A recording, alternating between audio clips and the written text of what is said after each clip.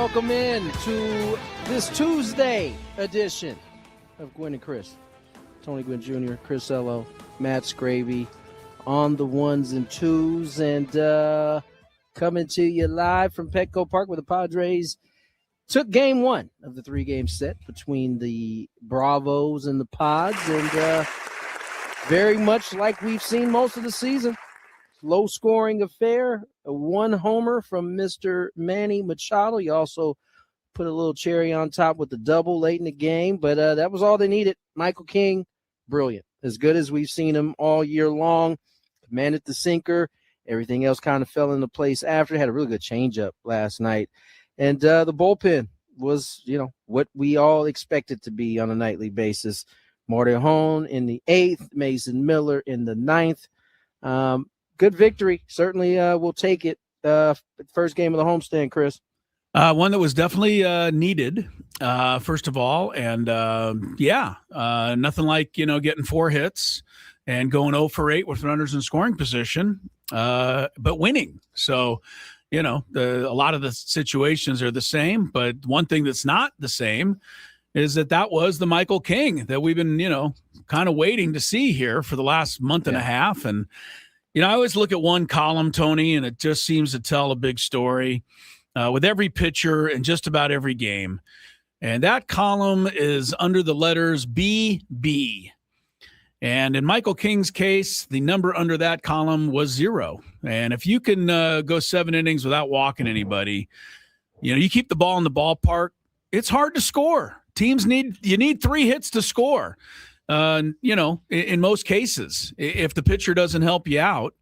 And look, the Braves had runners on base all night long. I think they went 1 for 15 with runners on base. So, it was a great effort, but it wasn't exactly 1, 2, 3, 1, 2, 3, right? I mean, the Braves had some people on, but when you don't walk them, you don't help them out.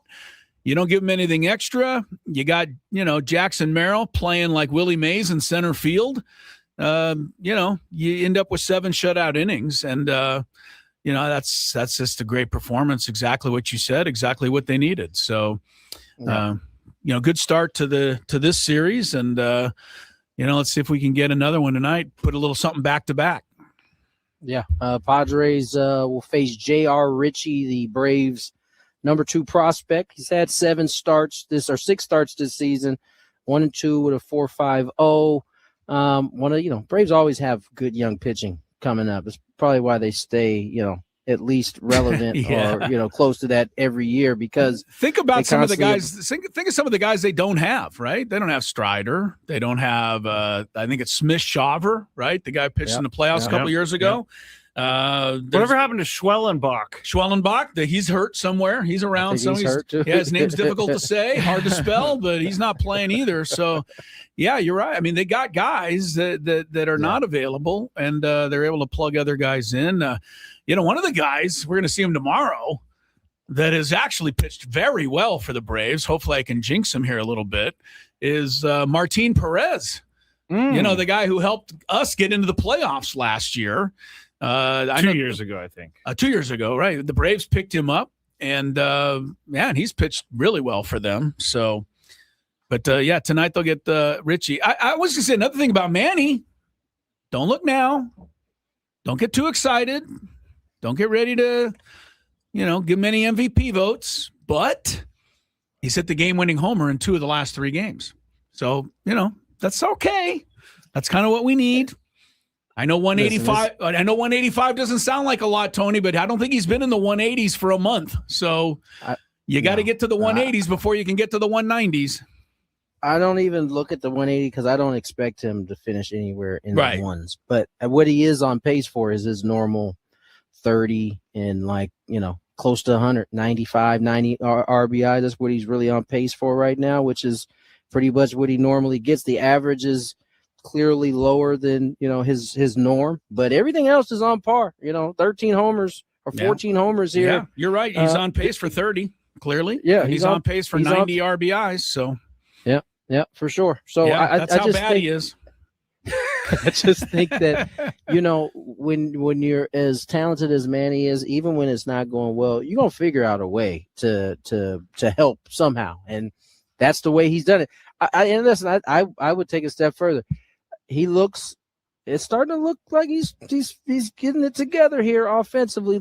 Taking into account how he swung it in Texas, the end of the last game of that Cardinals series, and into this series yesterday. As we've all said, when Manny gets going, the offense is just different. It's just different. And so hopefully, last night was indicative of that. Now today, no announcement at this point, which usually means an opener's coming. So, I would guess it's Wandy or probably Wandy, but we'll see as the Padres decide to, or when the Padres decide to announce either that or Bradley. He's in the Arizona. He's gone though. League. Either way, you're gonna have. He's not here. Oh, Bradley's not. Yeah, he's here. at the Arizona Complex League, which I thought was strange, but really the explanation was he's just getting some rest. Oh, I didn't get a memo. He got sent to the Arizona. What? Yeah, it said that that was last Friday, I think, or whatever day they put. I was obviously on a Andy flight. Harbaugh. He was gone. That's right. Yeah, so they said we've optioned Bradley Rodriguez, to the Arizona Complex League. I'm like, what did he do to go to the Arizona Complex League? He got banished to the Arizona Complex League. Isn't that kind of the worst place you could go? I got to be honest with you. There's a lot of guys I could think of to banish to the Arizona Complex. I don't think he would have been on my list, but I don't think he's been banished. I think this is a way to get him some rest because he's been going pretty good. I got a question though. Sorry. So it'll probably be the. Definitely be Wandy. Hold on. I got to turn off Tony's thing real quick and turn it back on because we got a small little thing going on with our delay. So give me a second. All right. We're going to see if that fixes it. My question about Jackson Merrill making plays all over the place this year. Last night, making plays all over the place. And I was trying to figure out online and it didn't really give me an answer. What makes a platinum glover a platinum glover and what makes a gold glover a gold glover? I think it's voted on. Okay. I think it's voted on by all of out of all of them, they all get votes. I think this is how my understanding is, and the winner of that vote, I think it's the fans that get to vote it too, if I'm not mistaken. I'm not sure though. The fans get to choose the platinum glove? Maybe it's not the fans. I know there's a vote for that portion of the platinum glove. Do we think that Jackson Merrill is on pace for at least a gold glove this year? That's so hard to say. Because you don't know, we see Jackson every day. I haven't seen Michael Everybody Harris else every day, right? So of course I'm gonna say he seems like he is, but I don't know what the rest of these guys. Yeah, he's made a lot of Gold Glove plays, I would say, this year, and I think we have to just be content with that, and then see where the Gold Glove takes you. You could go if you go through the history of the Gold Glove. It's a bit of an interesting study because what you see is guys getting the Gold Glove and then keeping the Gold Glove for years and years and years and years. Doesn't mean that they don't deserve it necessarily, but it's a very hard thing to actually determine, I feel. And I think there's a lot that goes to having already won it. Your dad won how many, Tony? 4, 5? Five. But it took a long time before he was in consideration for the first one, before people started to say, hey, wait a minute, this guy can play some right field now, and then he had the breakthrough. And then I think he just kept up playing good right field. I'm not saying he fell off, but it's like once you win one, you keep it. And so it's hard to get that first one, I've always felt. And, maybe Jackson can get that. So, but Tony's right. You haven't seen every other center fielder play every other, position. I wonder how much the analytics and all of that stuff enter into it too. Let me kind of fill some of the holes in this. It is no longer a popular award as it was in my dad's era. Maybe about 10 years ago, they started actually using metrics. So they are using some of those metrics. This is how you started seeing actual dudes who were good defenders and didn't necessarily have, the offensive prowess that some of the other older versions used to get. These guys who are getting it now, they are having to lead in some of these categories and kind of determine it that way. So it's not like it used to be. So if Jackson, I think it's actually easier now for a guy like Jackson to break through, whereas Yeah. In the past, You might be if right. if there was whoever, name your center fielder, Mike Trout, right? If he was in the National League, it would be very hard to unseat him if he's still out here playing and healthy on a consistent basis. So, yeah, I think Jackson actually has a chance. I think this. Yeah, I think Jackson does too. But you're right. The way it used to be, let's put it this way: there had to be at least 25 years worth of good center fielders in the National League who were never even considered for the Gold Glove because Willie Mays just won the Gold Glove, right? You're not going to be better than Willie Mays. Disappointing, right? knowing that you're always going to lose. You're just not going to be better than there. Willie Mays is going to win the Gold Glove. If you played third base in the American League, Brooks Robinson won it, I think, 16, 17 years in a row. I mean, his name was the human vacuum cleaner. It was, but he didn't get that name until halfway through winning those awards. Ozzie might be the only one that was like so good defensively all the time that nobody even batted an eye. Nobody argued that one. Yeah, just like I think there was a couple years where like who was when my man for the Mets came around. What was his name? I was talking about Ray Ordonez. When he came around, pretty good, yeah. He had like one of them really good shortstop. Royce Clayton is another one who was really good, but like they were in the same league as Ozzie, so it wasn't happening. Yeah, forget it. But I think you're right. I mean, I just was trying to look this up. for crying out loud. You know what I'm saying? Like it's pretty hard for Templeton to beat out Ozzie, though, as good as he was. That's what I'm saying. Yeah, that's a great point, Tony. I'm looking at the outfielders who won it in the National League last year. So here's who Jackson would try to replace. One is his teammate, of course, Fernando. Another one is PCA, who ought to be eliminated just for dogging after fly ball. Sorry, Tony, had to get that in. And then the third guy was a left fielder last year, Ian Happ.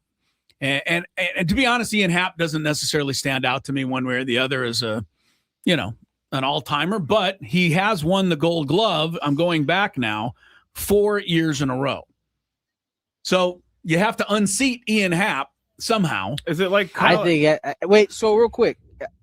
Are they picking right, center, and left, or are they just picking That's three a good outfielders? question. Last year it looked like right, center, and left. The year before it was Ian Happ, Sal Frelick, and Brenton Doyle. I don't know if that's right. Maybe that's right. Center, and left. Frelick plays right, but but those are my points. So yeah, Sal Frelick winning one. Yeah, how did he get in there? Exactly. So I'm saying, like, it can happen. His competition is PCA, and that's a formidable opponent. It is. You mentioned Sal Frelick just for probably the last thing we ever need to say about the Gold Glove today. But Fernando was Platinum Award winner in 23 and Platinum Award winner in 25. But in the middle year, Sal Frelick was determined to be better than him in right field. That is kind of now, funny. I don't understand that necessarily, but in Toddy's defense, he had the hip injury that took him off the field for a majority of that year. There we go. That is really funny. Good for Sal Frelick. Good for Sal Frelick, but how did he get in there? Yeah, that's who won. PCA is a one-time winner. Yes, Brenton Doyle was in center field the 2 years prior to that. And then the 2022 center fielder was an old friend of ours, Trent Grisham. Your boy, I'm telling you, your boy's got a shot. He's got a shot. I was reading the analytics on this. He was running 28.9 feet per second on that ball early in the game. Do you realize how fast? I almost said a swear word. You don't realize how fast. No, I can't, because he's moving basically 10 yards in 1 second. That's insane. I hate that that's how they calculate it. There should be miles per hour. Because I think they have that too, don't they? That's what they understand that. Yeah. Yeah, 28 feet. I put it into perspective. You go 10 yards in 1 second. You get a first down in 1 second. That didn't put it into perspective. I think that's the best way was to put it. Was he running like faster than Bo Jackson on an end sweep? Let me see. It's just hard to say. I think that's how they should do it, is miles per hour, because I think we all understand that better. But here's what I understand better. When the ball was hit last night and you're sitting in the booth last night, Tony, did you think he was going to catch it immediately, or did it take you a moment to realize he's going to get there? I knew he had a chance immediately. He got a great jump, and it was just, watching the ball, close on the baseball at that point. Because you got to keep in mind the wall's there, and the wall can talk to you without talking to you. You know what I'm saying? I imagine so. If as you're running that fast as he was, at some point the human element kicks in. It's like, all right, this wall is approaching. How are we going to put ourselves in position to try to catch this ball and keep us from knocking ourselves out? Yeah. Some guys don't care about the knocking themselves out. They just want to catch it. So I prefer Jackson to care about that so he can stay in the game. Well, he's magical around that fence. I mean, he's brought back at least 5 home runs this year. And, look, if I was the way it used to be, I think the Padres could have put together a video, and I would have put together a video of PCA dropping the fly ball and yelling at the lady in right center field. And I would have said, you don't want to vote for that guy. That's what I would send out to everybody. I just converted what Jackson did because I couldn't find the miles per hour. But 28.9 feet per second to miles per hour is 19.7 miles per hour. That's okay. how fast he's running. That I can understand. That Yes. I can. You ever seen these guys maybe on like Twitter or IG on the arc? It's like a treadmill that has an arc. Yes. And I think AJ Brown has a commercial with the arc. Yes, it's basically the person. There's no like speed up, speed down. It's you. The higher you go up on the arc, the faster this thing turns, and it also has MPH on. So I've seen Darren Sproles run that bad boy at like 23 miles per hour before. You know what I'm saying? So miles per hour is easier to understand than 28.5 feet per second. 28.9, by the way. I was just trying to. Sorry. that point 4 is very important to Jackson getting to the ball. Anyway, I thought that was crazy. I think it was fun to watch.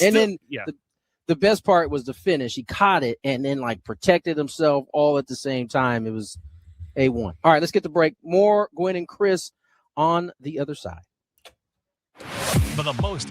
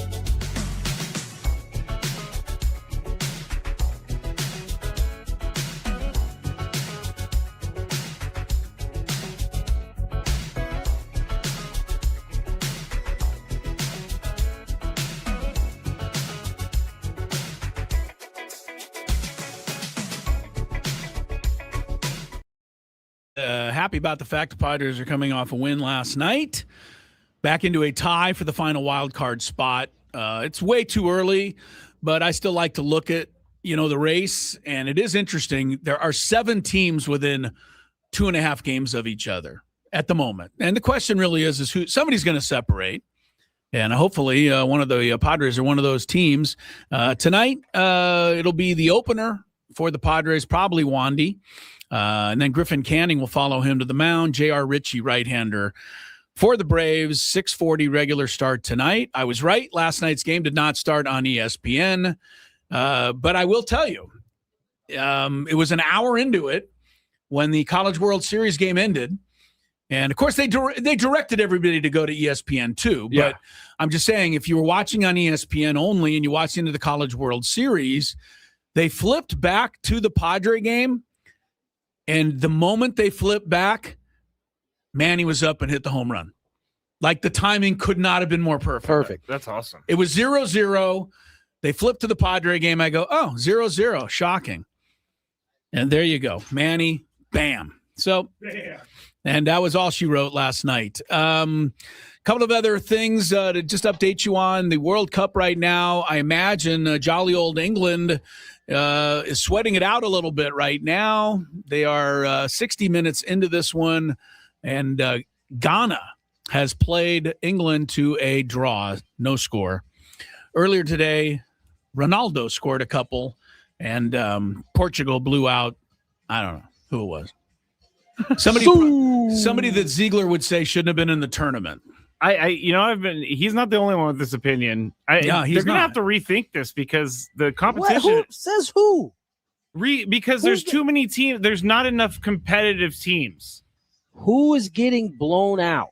Like, how many blowouts Haiti, I don't think has scored a goal. Whoever played today got blown out. It was ugly. Yeah, it was. You talking about the Portugal? Yeah, that was a blow. But there hasn't been a lot of those. All these games have been close, right, with the exception of like 2 or 3. So I don't know where that idea comes from. Yeah, I'm not disagreeing with you, Tony. But the real hardcore, I'm just saying, the hardcore soccer people. Ask your guy Dave Marcus up there. But no, he's been complaining. He's been complaining about it the whole time. Okay, so that's what I'm saying. The hardcore soccer people, what they think is that it's like the NCAA tournament letting extra Middle Tennessee states into the tournament. And so they're like, what's the point? All I know is that a lot of these African countries wouldn't have a shot unless they expanded it, and they all have had good showing. So I don't know. Yeah, No, this isn't directed at you. It's not sure that it's a one size fits all. I will say this. I was one of those old crusty baseball people that didn't want a pitch clock. I didn't want the ghost runner. I didn't want none of this nonsense. And you know what? What was it, Tony? None of this what? Nonsense. It almost squeezed out. I almost heard it.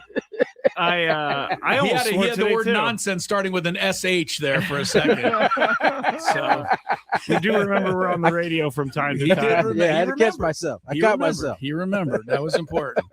All right. Speaking of maybe nonsense, if your name is Brendan Sorsby? Brendan Sorsby. If your name is Brendan Sorsby, I have one thing to say to you, Brendan. Karma is a bitch. Oh, I thought it was going to start with an S. You played yourself. Yeah, right. Well, karma's even worse than a bitch for him. The National Football League, maybe they're just trying to get the court of public opinion on their side for once. But the National Football League looked at Brendan Sorsby's application, as it were, for the 2026 supplemental draft, and they said, we don't care. We're not having a supplemental draft, pal. You're out of luck. He was the only one, right? Yes, he was. Of course, he was the only one. So go ahead, Tony. I was going to ask that they don't have one every year, do they? Or they do not. The last one they had was in 2019. So this was not a done deal. There has to be a special circumstance for player or players to need to use the supplemental draft. I imagine that Brendan Sorsby got some bad info from people who said, hey, let's just do the supplemental draft thing. I like what the NFL said. They said, "Look, man, the guy sent a petition in. He did 3 days before. He had nothing to back up his claim that we should have this. I think the NFL was like, you think you're going to be big time in us and saying, hey, I'm Brendan Sorsby, so open up the supplemental draft. The NFL said, nobody's bigger than us. We're not budging for Brendan Sorsby. I think this is how big dog the NFL is. They probably didn't I'm sure they knew a little bit about what's happening, but I don't think they care. I think this was just like, 3 days. You think you're just going to send this petition in 3 days before the deadline? Forget it. And we're going to do this? Yeah. Nah, we're good. Yeah. And I don't know, I'm not sure I should say this, but I'm going to say it anyway. I don't know. Is it Brendan? Brendan, yes. I don't know him at all, but his actions reek of like the ultimate entitlement of everything. Yeah, very right? good. You have a legitimate issue, like people struggle with gambling all over the country, thousands of people. And okay, we give you a pass on it. But in the meantime, you habitually broke rules. You didn't just do it once or twice. You had thousands of bets, thousands, and you got caught. And I hate that you got caught because I'm not a hater, and I certainly want you to have an opportunity. You're just not gonna get it this way. You're gonna have to go the Canadian Football League way, maybe. That's USFL. Yeah. Those are the options. But to me, karma, however you want to couch this, is all coming home to roost right now for your man Sorsby because it sounded like the Texas Tech was all in. Oh yeah. And then it sounded, from what I read, it sounded like their Texas Attorney General, I believe Ken Paxton, sent some type of letter to the SEC, and that then pissed them all off. And that's when the thing turned left because it looked like he was going to be able to play because whatever was going on in the courts wasn't going to happen until after the season was done with. And then the politics got involved. And these folks from the SEC, they probably feel like they're the NFL in some ways. Like, hold up, you're not just finna punk us. That's exactly what I thought when I heard it. I was like, the SEC's like, well, it was cute. We're bigger than a state. Come on. Well, now. it was the Big 12, right? It's the Big 12 that was going to keep him out and that was going against him. Is it the Big 12? Yeah, it was Big 12. Texas Tech is in the Big 12. But the other conferences did comment on this. Right, they jumped in on it for sure. They would have done something about it. Look, I said this last week. Texas Tech did not all of a sudden, have a moral, awakening. Basically what happened was Texas Tech looked around and saw the landscape and saw they are not going to be able to pull this through because people are it wasn't a fight worth fighting at that point. People were not going to stop until he was not eligible. So Texas Tech said, forget it. Let's just cut our losses before it's too late. But somebody told, Sorsby, well, you just go to the NFL. It'll work out just fine. The NFL said, who are you kidding, man? And I love their quote because they just said, basically, yeah, he sent this thing in 3 days ahead. Like, who's this guy? The NFL is just classic. They're like, we're not going to react on something 3 days. There was one source who said, there are integrity issues. There are. He bet on the NFL, clearly. That was he bet on college football, Chris. No, it was also the NFL. He did both. Yeah, he did both. I think it's worse that he bet on college football while he was in college. But I'm just saying the NFL I think it is, but the NFL is looking at it like, he's doing it. Gotcha. Yeah, like you can't take this risk. Right. Here's the other thing. So. I think this also speaks to maybe his talent. Because if any of these 32 teams was like, oh, yeah, we need this dude. Yep. They might have pushed through. They might have pushed through. It would have. I like what you're saying. In a second.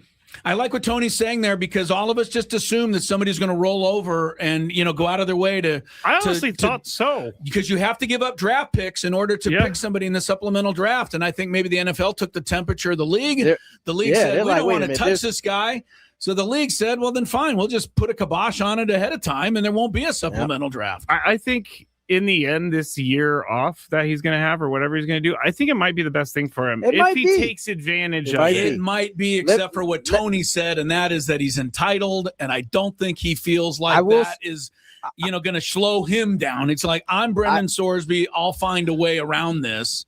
So I know what you're saying, Skraby, but I don't think it'll happen. I'll say this. In a lot of cases, athletes, once they have the sport snatched away from them, they see things a little bit different. And he's going to have, it's not just 1 or 2 games. The whole season is about to be snatched away, and he's healthy. So, it's not an injury thing where he could.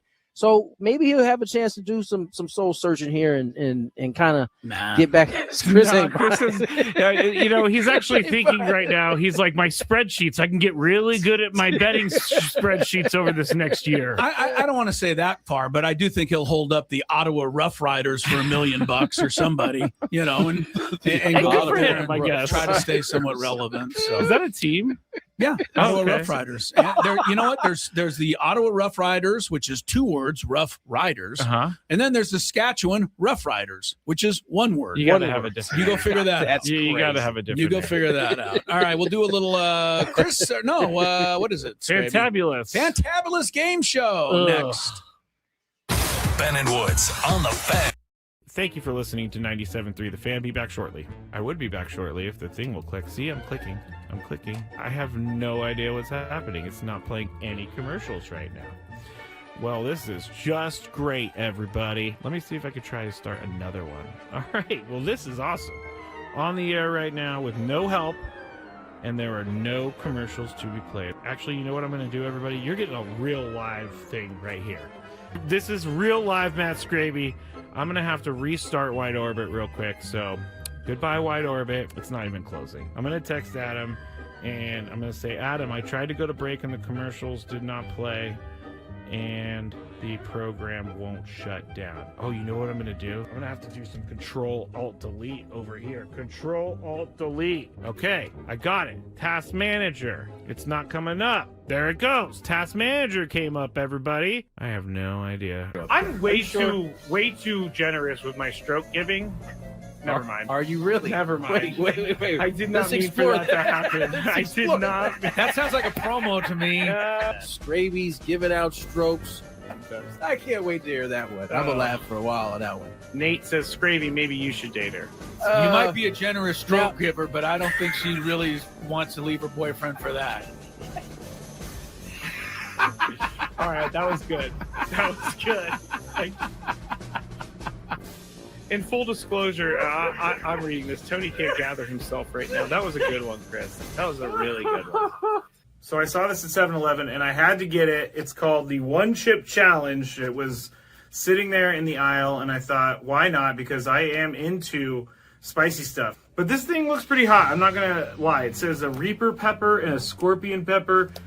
It's also in the shape of a coffin, which doesn't make me very happy about that. It doesn't make me feel good. Oh, extreme heat, it says. I'm going to try a little bit first, just so I don't die, I guess. That's the thing I'm saying. This looks... I don't even know if I should be eating this. It looks like it has mold or something, but let's see how hot it is. Let's go. There's a little bit of spice there. It's going. Oh, man. This is hot. Not that bad, though. I still have this side to go. It is getting hot. I'm not gonna lie. My mouth is like getting crazy. Now it's kicking in.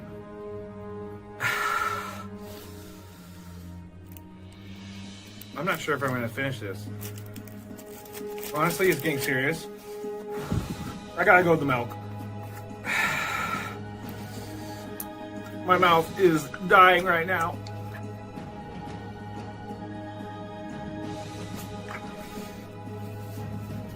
Yeah, this is not fun, guys.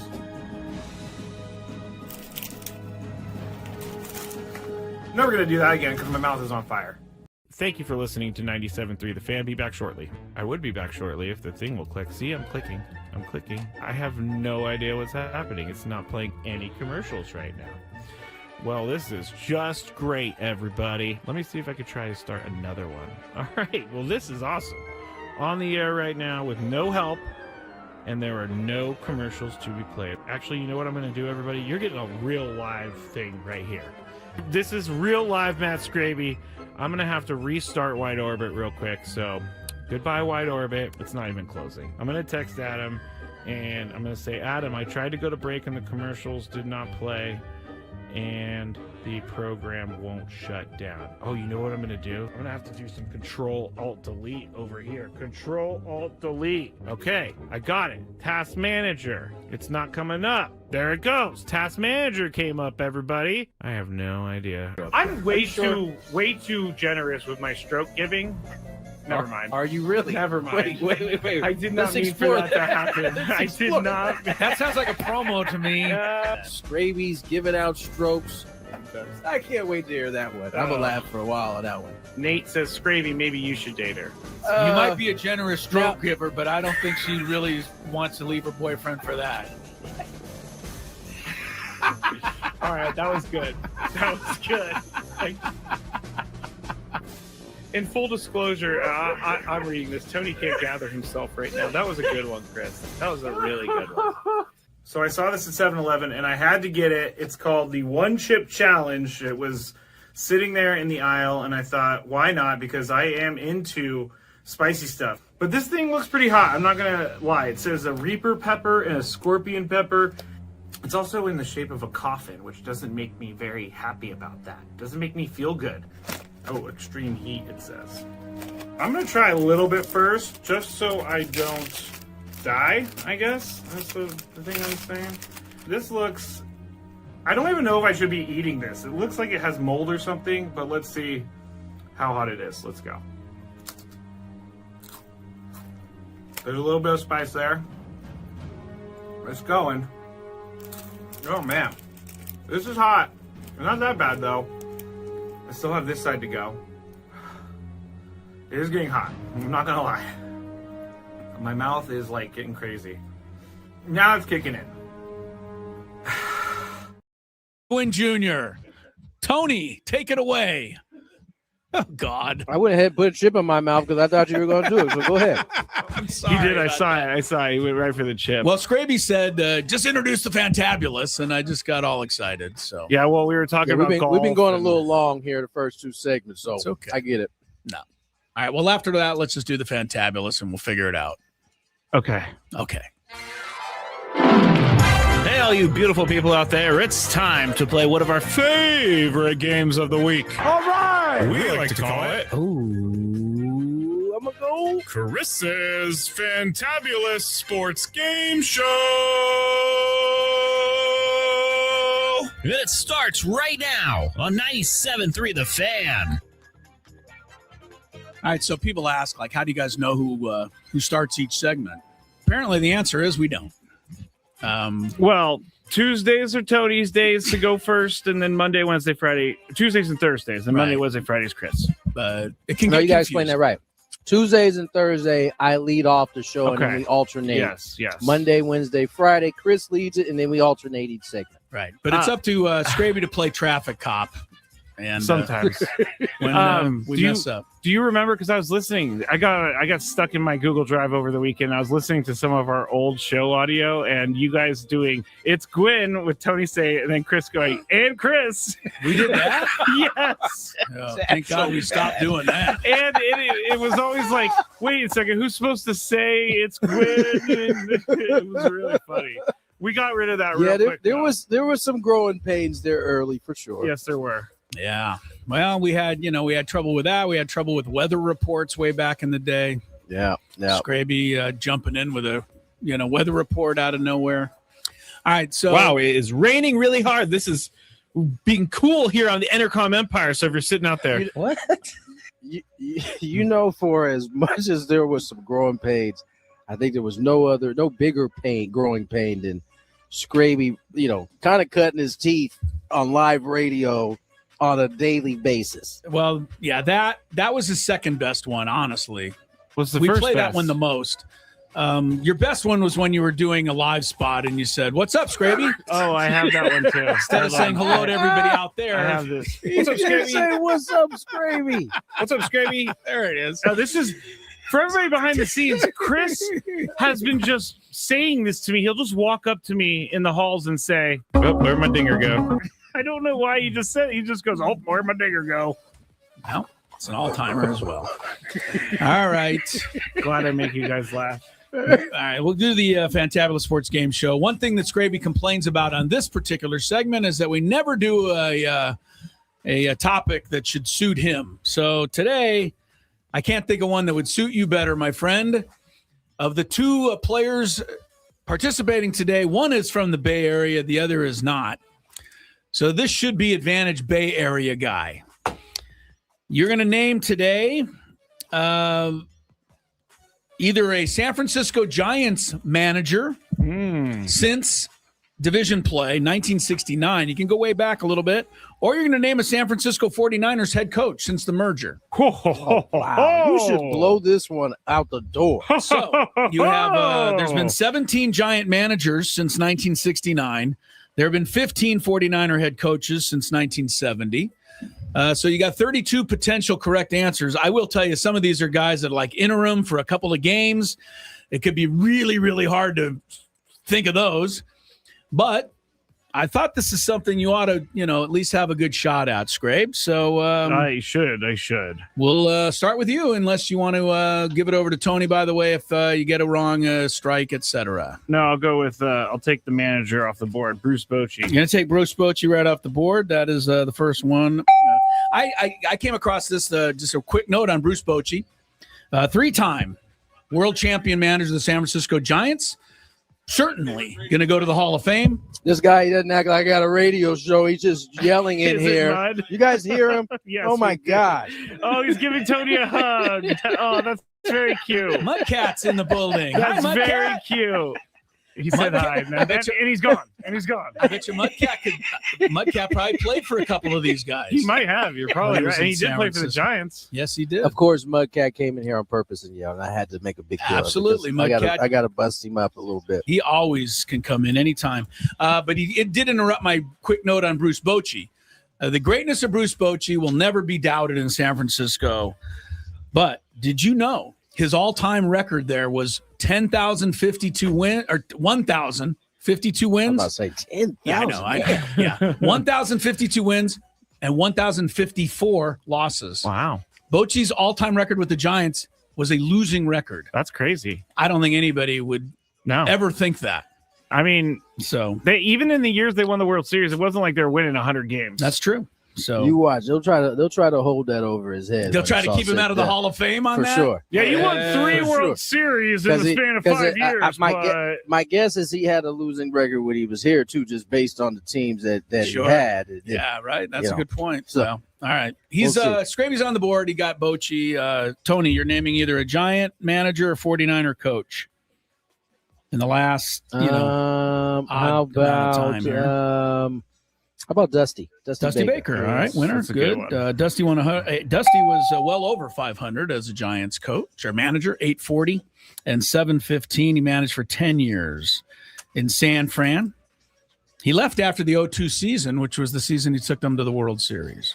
All right, Skraby, you're tied at 1. 30 correct answers. Like I said, some of these I wouldn't think anybody could get, but I'm sorry if anybody's listening that knows this guy, but he quite possibly could. He might be second worst head coach in 49ers history. Mike Nolan. Wow. Yeah. Very good. Mike Nolan wasn't great. 2005 to 2008. He was 18 and 37. It was this whole cute story about how his dad used to be the coach of the 49ers. So now his son's going to be the coach. And then he threw Alex Smith under the bus. It was a bad situation. All right. Skraby, it's good that you remember he got Alex off to the bad start, wasn't he? Alex Smith dislocated his shoulder, and Mike Nolan was like, I don't care. You're going to play. And if you play bad, I'm going to throw you under the bus, too. So, wow. You definitely remember Mike Nolan. I do. All right, 2-1. Skraby's on top. 49ers or Giants coaches? Bill Walsh. Tony Gwynn. Bill Walsh. I like that one. Yeah. 102, 63, and 1. The one thing about Bill Walsh to remember forever and ever, for all of those who give up on first-year coaches too quickly, Bill Walsh was 2-14 his first season. And I imagine they wanted to run him right out of town. Was it like that back then? I don't know, but I'm just saying there couldn't have been too many 49er You definitely had a fans. little more leash than you did now, for sure. But, there couldn't have been too many people who saw that season and went, well, I bet you next year they'll be in the Super Bowl. For the next 7 years. Yeah, it just didn't seem possible.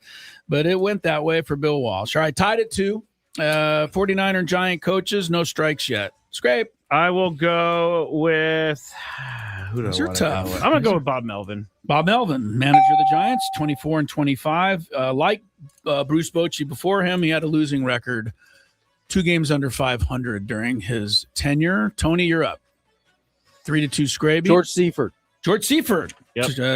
Tony's using he's getting the big names That off the was the bingo coach board. of my childhood. Seifert actually beat out Bill Walsh. He won 108 games to Walsh's 102, which I think would surprise Bill some Walsh. people. Yeah. Get your weight up, Bill. Yeah, dude, you got things named after you. It should be the George Seifert practice field. Yeah, right. They don't call anything after George Seifert. All right, we're tied again. Well, he went to Carolina, and that didn't help his legacy. Took his legacy down a little. All right. We got to speed up a little bit. I am going to go with, you know what? There's 3 worst coaches of all time. This guy is probably number 2, Chip Kelly. He's only the second worst coach in 49er history. Yeah, there's one. There's one you hate worse than him? No, there's one that is the worst hire in 49ers Okay, history. Chip Kelly was 2-14, which is At pretty least he bad. had some success. He did? At the NFL level, he had 2 and some 14? success with the Eagles. I think he took them to the playoffs. 4-3. Tony, you're up. 49ers or Giants coaches? Can you reset the category? Yes, we're looking for 49ers coaches or Giants managers over the last several decades. How about Roger Craig? Very good, Tony. Roger Craig. He was really the first Giant manager on this list that did anything. I was thinking of the football player, Roger Craig. Oh, you didn't? Did you know I there know was a you guy? were. Roger I had Craig? no idea. Really? I was Oh, like, wait, yeah. Roger Craig was never a head coach? Yes, he was. He was manager of the Giants from 1985 to 92. He took them to the playoffs in 89. That's where I'm And he was 20 games over 500 as a Giants manager. Roger Craig did well with the Giants. Wow. All right. And he was a guy the Padre organization, quote, let get away. He was in this organization. 4-4. We got a ways to go. This may run a tad over, but Skraby, your turn. I'll speed up a little bit. Looking for 49ers head coaches or Giants managers. Acai Bowl himself, Gabe Kapler. Gabe Kapler. Oh, that's right, Gabe Kapler. I forgot about him. Former guest on the show. Yes. And Gabe Kapler, for all of the criticism, was 47 games over 500. He had 100 and something wins that one the year. Giants. That's right. That helped him quite a bit. All right, 5-4. Skraby leads. No strikes yet. Giants managers, 49ers coaches. Tony Gwynn Jr. Mike Singletary. No! Mike Singletary. Can't win with him. Can't win with him. Can't win with him. And apparently they didn't win with him. He was 18 and 22 as head coach of the 49ers. Can't win with him.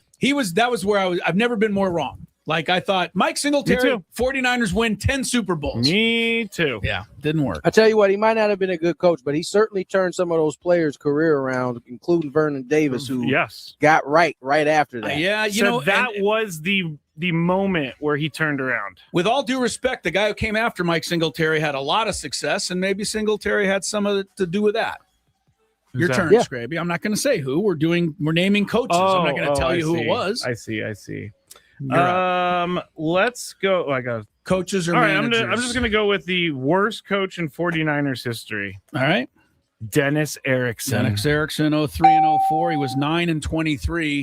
It was rough for Dennis. It was rough, but hate to say 9 and 23 is you didn't watch than 2 those and games, 14. Chris. You didn't watch those games. No, I didn't. All right. 6-5. No strikes yet. We're looking for 49ers. Ken Dorsey was the quarterback, I believe. Oh, was that Dennis Erickson's fault? I don't know. Okay. Anyway. Dorsey was a national champion. So, I'm just saying. That's right. Yeah. All right, Tony, looking to tie it back up. No strikes yet. How about Felipe Alou? No! Very good, Tony. Felipe Alou. That's the last one I know.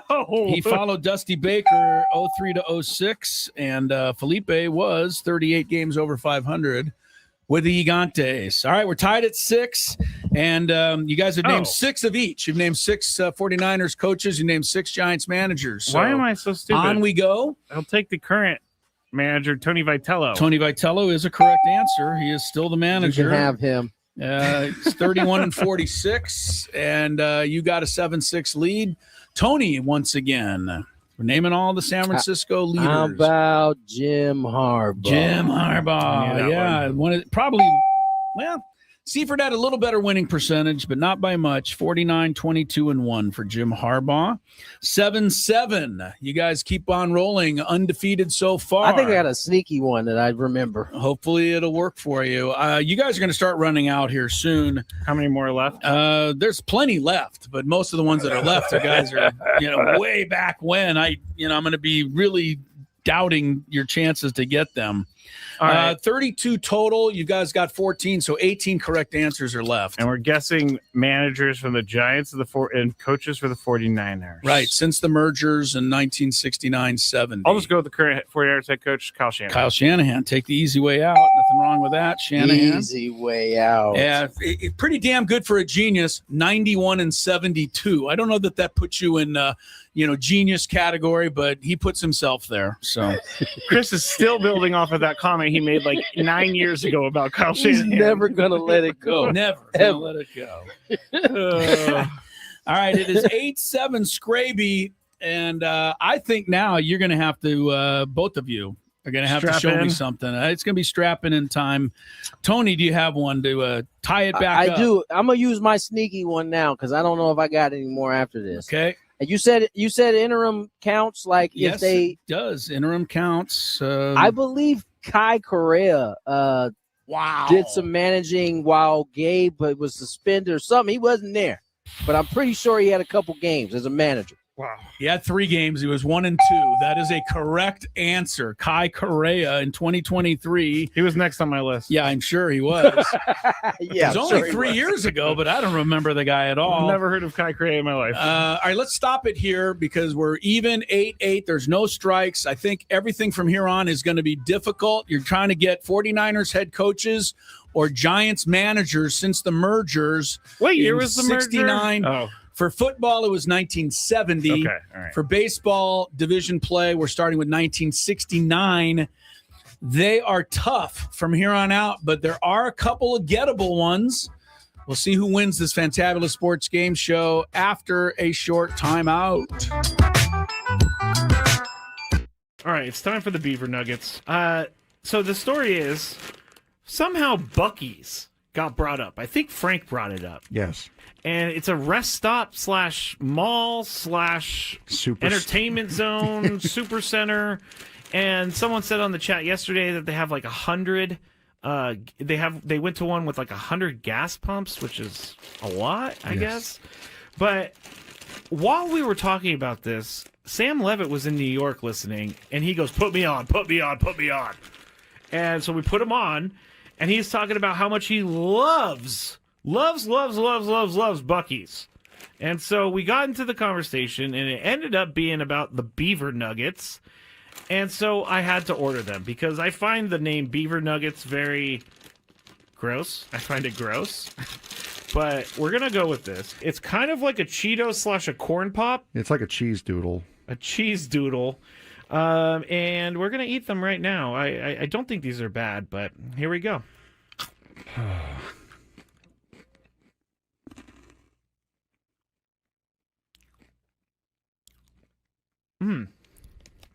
I like it. It tastes like a corn pop. I was just saying it tastes like a waffle, really. It does kind of taste like a waffle. You know what? I'm in. These are good. Yeah, I'm not. You want another one? No, I don't want another one. But yeah, I mean, it tastes like a waffle, like a waffle with syrup on it. It's pretty good. I gotta say. I'm not hating these at all. Actually, they're very good. I like this. The waffle is a perfect explanation. If you've ever had, I'm sorry, I'm talking on the microphone with food in my mouth. But if you've ever had a what is it? A Lay's potato chip that's waffle flavor. It's kind of like that.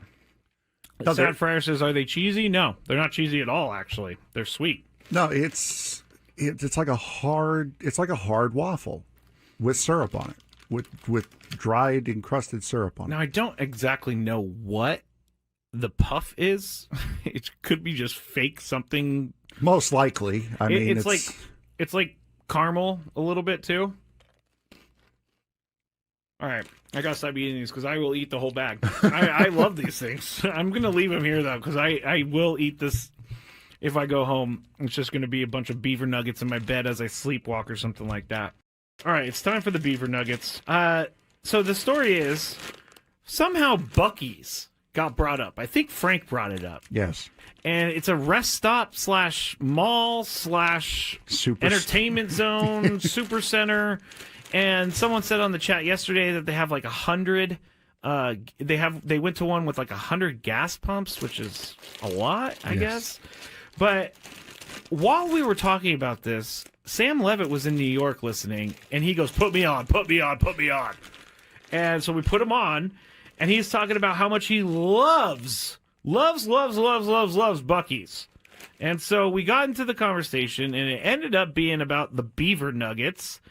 And so I had to order them because I find the name beaver nuggets very gross. I find it gross. But we're going to go with this. It's kind of like a Cheeto / a corn pop. It's like a cheese doodle. A cheese doodle. And we're going to eat them right now. I don't think these are bad, but here we go.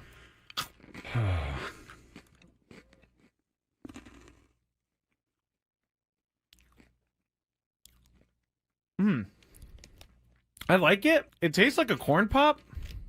I was going to say it tastes like a waffle, really. It does kind of taste like a waffle. You know what? I'm in. These are good. Yeah, I'm not. You want another one? No, I don't want another one. But yeah, I mean, it tastes like a waffle, like a waffle with syrup on it. It's pretty good. I gotta say, I'm not hating these at all.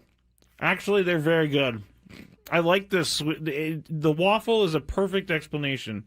If you've ever had, I'm sorry, I'm talking on the microphone with food in my mouth, but if you've ever had a what is it? A Lay's potato chip that's waffle flavor. It's kind of like that. Sad Fryer says, "Are they cheesy?" No, they're not cheesy at all. Actually, they're sweet. No, it's like a hard waffle with syrup on it, with dried encrusted syrup on it. Now I don't exactly know what. Chris Ello. Tony Gwynn That's Jr. straight out of Skraby and I's era right there. This is it right here. What is that? What Eminem. is that? It's Eminem. This is his song that made him famous. More famous than Lose Yourself? That was yeah. way after. This put him on the map right That was here. like 10 years after My Name Is. Sorry. Don't know it. Don't know it. You know what? I've given into the music. And so I'm now going to be playing music when we come back. Can't win with them. All right. Welcome back, Gwynn and Chris. One quick note. We have Wandy. Wandy will start tonight as the opener. And a quick another note. Giolito goes to the IL. Hello, JP Sears. We'll talk more about that. Padre news here in just a minute. But Tony and Skraby are in the middle of the Fantabulous Sports Game Show. They've each named 4 San Francisco 49ers head coaches since 1970, and they've each named 4 San Francisco Giant managers since 1969, started divisional play. So we're tied at 8-8. There are 16 correct answers remaining on this category, but I don't know how many more you guys have ever heard of. I got 3. Skraby thinks he's got 3. Yeah. I think I got 3 too. All right, well, let's go to you, Skraby, for the first guess. We're going to try to wrap this game up here in short order. I'm going to go with Mariucci. Steve Mariucci. Oh, you took one of them. Mooch had not been guessed. He was in there for the 49ers after George Seifert. So you take the lead, 9-8. Tony, try to respond with Frank Robinson. Good job. Oh, that's the other one I had. Giants manager Frank Robinson, 1981 to 84. The Hall of Famer took over the Giants. Tony's got it, 9-9. Skraby, can you come up with another one? I'm going to tell you, if you come up with another one, I'm going to be very impressed. I know that there's one more I've been saving this entire time because there's zero chance that Tony would ever get this 49ers head coach. All right. Jim Tomsula. Jim Tom Sula, he was in there in 2010. He filled in for Singletary, and he came back and actually had the team for a whole year in 2015. They gave him the head coaching job, and then they realized he was 6-10. Yeah. All right, 10-9. Tony, do you want to try? Can you answer? Can you tie it again? Yeah, I actually can because he mentioned the son, and I remembered the father's name. I believe it was Dick Nolan. Dick Nolan is correct. But didn't he coach before the merger? 1968 through 75. So when the merger happened, Dick Nolan was the coach of the 49ers. Yes, he did. Those first 5 years. We are tied at 10. Are we going to end tied at 10, or do you guys think you can break the tie? I literally have nothing left. I literally have nothing left. I could say Don Nelson, but he's a Warriors head Don coach. Nelson would be incorrect. Tony, do you I have think I got. any- I, Wait, no. well, go I ahead. think I have. Oh, no. I have one last guess. Oh, no. And he was a. I think he's a Hall of Fame player, but I'm pretty sure he managed. I just can't remember. It was a cow. I'm pretty sure it was the Giants. Roger Hornsby. No. Well, he might have before the era. That was before Tony, the no merger, strike. No, you guys. I'm going to call it a tie today. You're calling it a tie? Well, what am I supposed to do? You guys don't have any more answers. What I'm about- not making. What about Old Hose? Old Hose Radbourne? He did not. That would have been coach before the merger too, Yeah, sucker. That's true. All right. I You guess guys we'll did an go amazing tie. job. Here are some of the names that could have won it for you. In 1976, 49ers, Monty Clark. Oh, never heard of him. 1977, Ken Meyer. And 1978, the combination of Pete McCulley and Fred O'Connor. They were the ones that preceded Bill Walsh in San Francisco. And then the Giants ones that would have scored for you, Clyde King, right there at the beginning of divisional play, Charlie Fox, Wes Westrom. Charlie Fox. I knew that. You think you could have got Charlie Fox? Bill Rigney, who actually coached the Angels for a while, Joe Altobelli, Dave Bristol, Danny Ozark, and Jim Davenport. Danny Ozark. That is a name right there. There wild. you go. Danny Ozark was a longtime third base coach for the Dodgers under Walter Alston, went to the Phillies, managed them, and then snuck in there with the Giants. All right, a 10-10 tie today on the Fantabulous Sports Game Show. Let's go out to our SDCCU fan hotline. It's not big bank banking. It's better. We are going to chat with Chris Domino from 680 The Fan here shortly. Skraby's waving, making Yes, I'm trying signals. to get him on the line. All right, we'll have him on the line here shortly. The Braves are in town with J.R. Ritchie facing Wandy Peralta will be the opener tonight for the Padres. By the way, did anybody notice Wandy's down to a 1.98 ERA? Remember at the beginning of the season, he didn't seem he could get anyone out.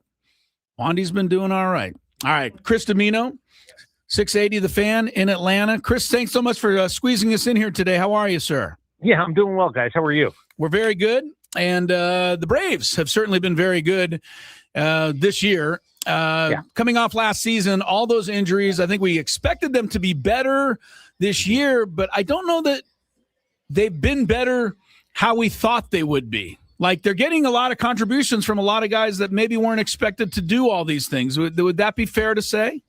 Oh, yeah. There's a group, we're just sort of calling them the others, and the others have been a really big part of this because whether it's injuries, lack of performance, not living up to sort of the numbers on the back of the baseball card, it really has had to come from a bunch of different places. The one thing that we got right before the year started, I kind of thought the bullpen was going to be the most consistently good thing in this team, and it has been. And one of the reasons they're 3-7 in the last 10 games and have really struggled to score in 11, when you look at the offense, you go, what does that ultimately do? Well, it doesn't give your bullpen, which has been the best part of this team, chances to win you baseball games. And the good news is it took the third week in June to have your worst week of baseball, but you're sitting in the middle of your worst week of baseball, so it's sort of hard to dismiss it because it's actually happening right now. Chris's team, as you mentioned, offensively is struggling a little bit right now. I don't think it's going to last, but Alex Anthopoulos has done a really good job of reading the temp, kind of making the right move, not just any move, the right move. Yeah. A lot of times at the deadline. Where do you think the focus will be in regards to this roster and upgrading it? Yeah, I think you need both, though. I think you need a bat, and I think you need a starting pitcher. The Chris Sale thing is you just hope that he's standing upright and he's healthy, because what really stinks is it's been 2 really fun years to watch him, but he doesn't have a postseason pitch. And that part hurts. And you're hoping that, he had 10 days off. Like, he went from June 10th to the 20th. I think it was the longest stretch in his career.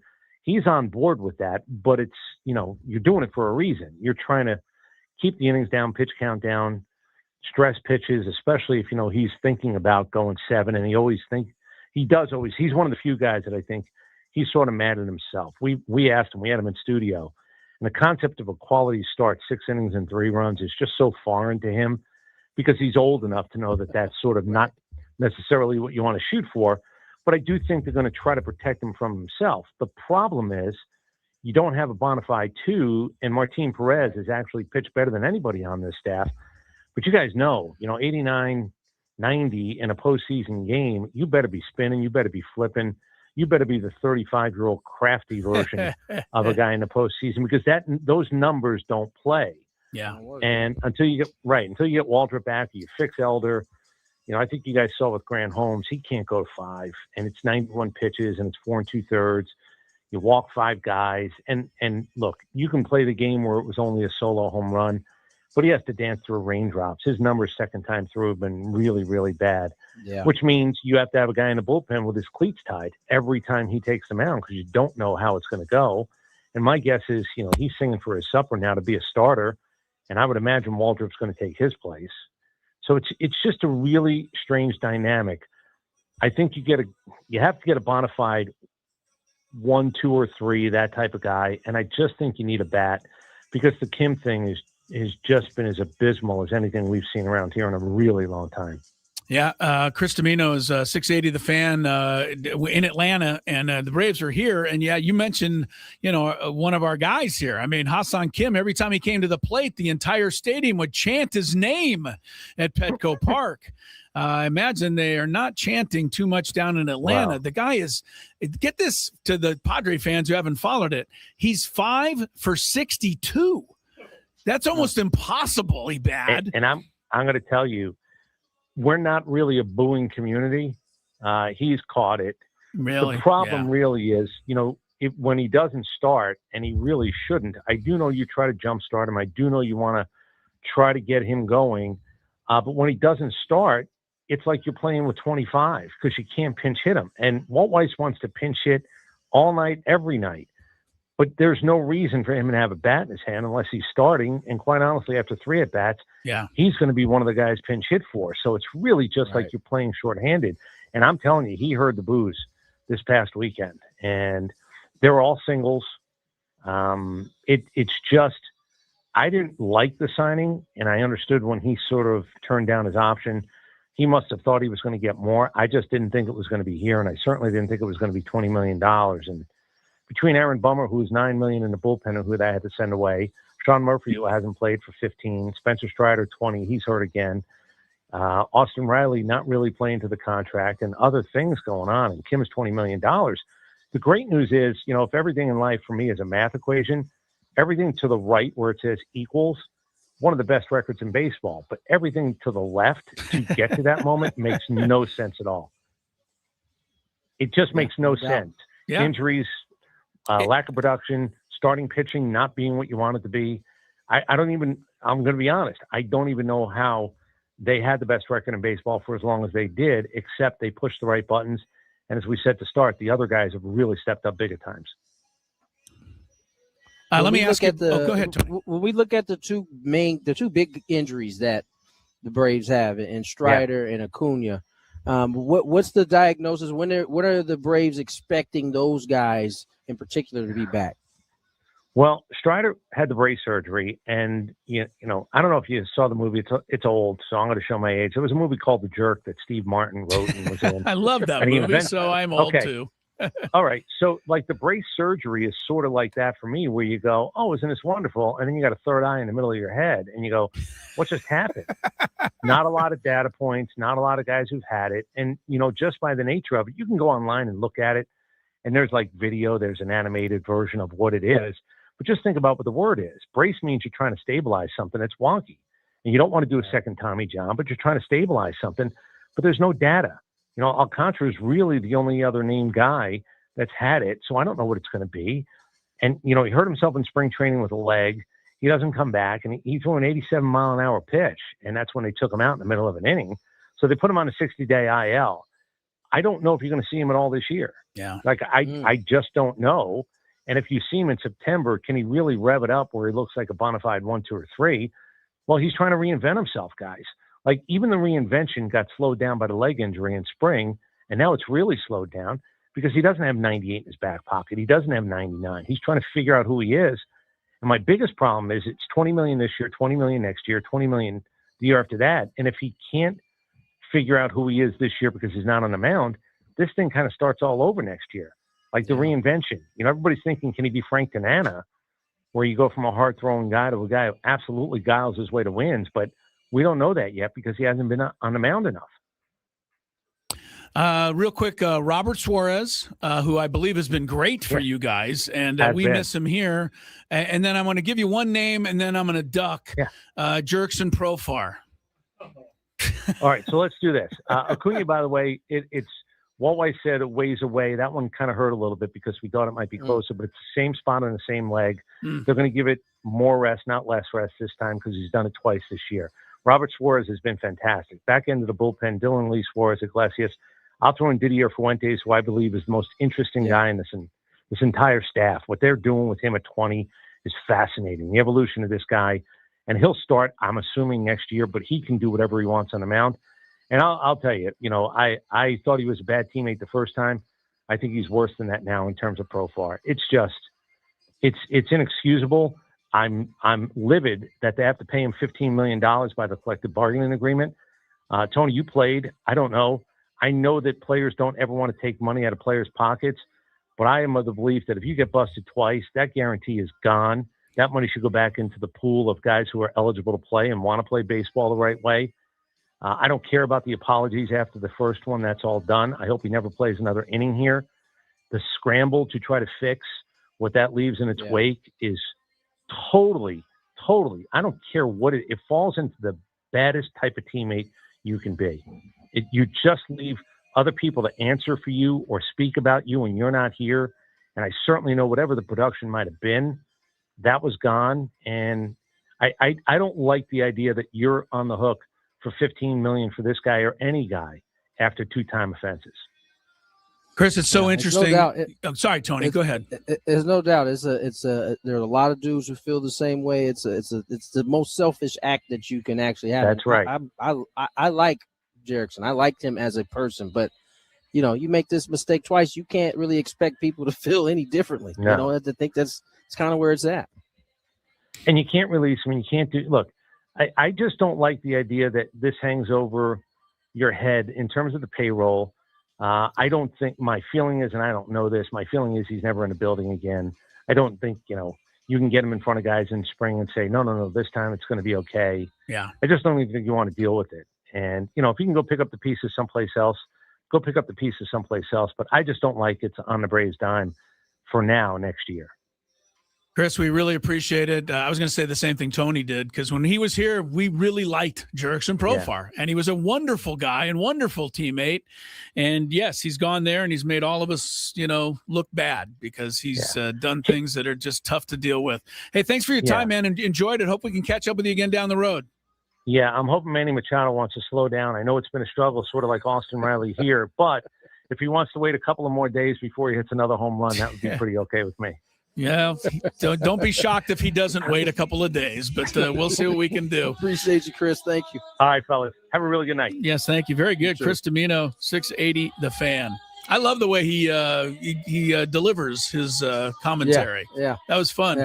Yeah. He doesn't sound like a Georgian down there. He's got a little East Coast in him right there. I could sense. Definitely, there's some sort of East Coast accent in there. I love the line. My favorite line, and there was a lot of them, but my favorite line was when Grant Holmes starts, somebody better have their shoes tied in the bullpen. That was a good one. Yeah, that was good. We've had 2 East Coast guys on, and both of them have called the players that we had them on for bums. So we're in with the East Coast guys for sure. Yeah, we can't defend Profar. There's no way to do it anymore. No.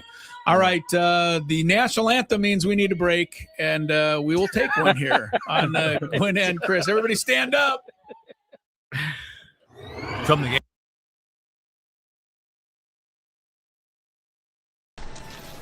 What are we doing, guys? I'm going to see the museum for the first time ever. It's going to be sweet. See my dad's plaque. See where Trevor's plaque is going to be. It's going to be pretty dope. Chris, I'm where going do to you go to the Hall of Fame for the second time because I went earlier today, but I'm going in to see Tony go into the Hall of Fame. So all the way straight and back left. Straight back left. Straight on that back wall. This one? Yeah. How you feeling, Tony? I don't know how I'm feeling right now, honestly. Excited? I'm definitely excited. Hello, Eric. How you doing? Pretty good.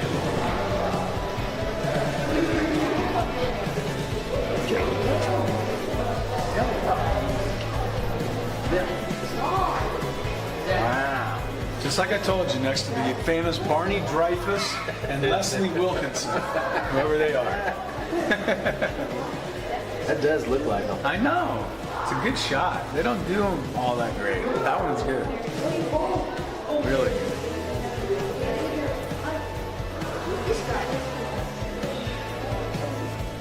I missed a year. 300. Must have been bad. Huh? I used to be. Not anymore though.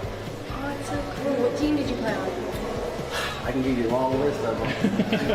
Brewers, Padres, Dodgers, Phillies, Nationals. What position did you play? I played outfield. This was my dad.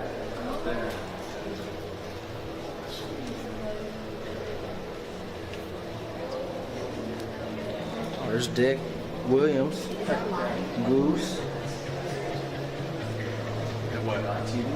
I think he'd be pretty happy with his company over here. So What are you thinking of seeing it for the first time? I'm thinking I'm that hot. I'm quite warm right now, but it's cool. I mean, it's what I thought it was gonna be.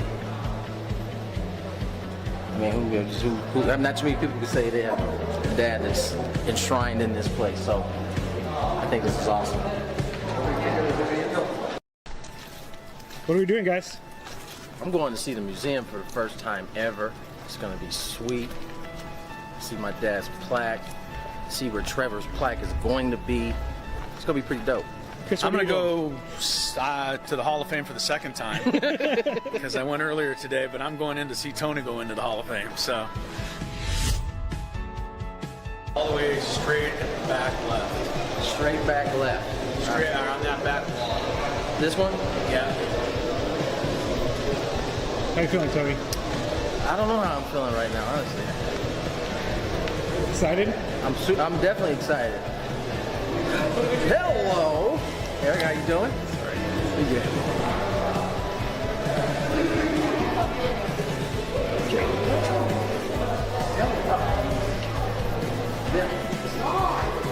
Wow.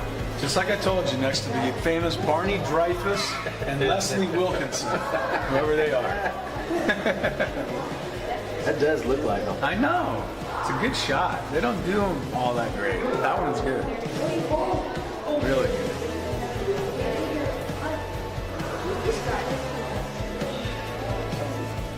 I missed a year. 300. Must have been bad. Huh? Are you a baseball player? I used to be. Not anymore though. Oh, it's so cool. What team did you play on? I can give you a long list of them. Brewers, Padres, Dodgers, Phillies, Nationals. What position did you play? I played outfield. This was my dad.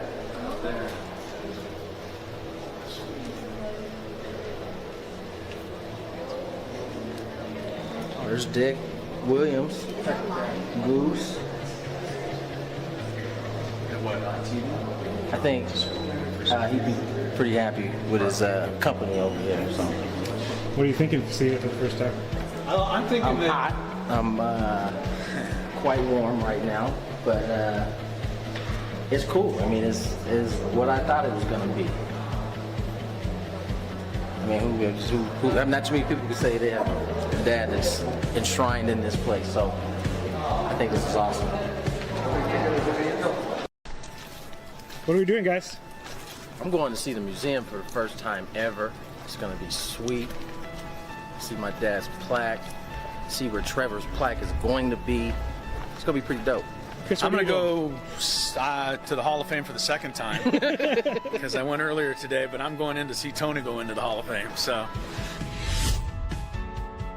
all the way straight at the back left. Straight back left. Straight on that back wall. This one? Yeah. How you feeling, Tony? I don't know how I'm feeling right now, honestly. Excited? I'm definitely excited. Hello, Eric. How you doing? Pretty good.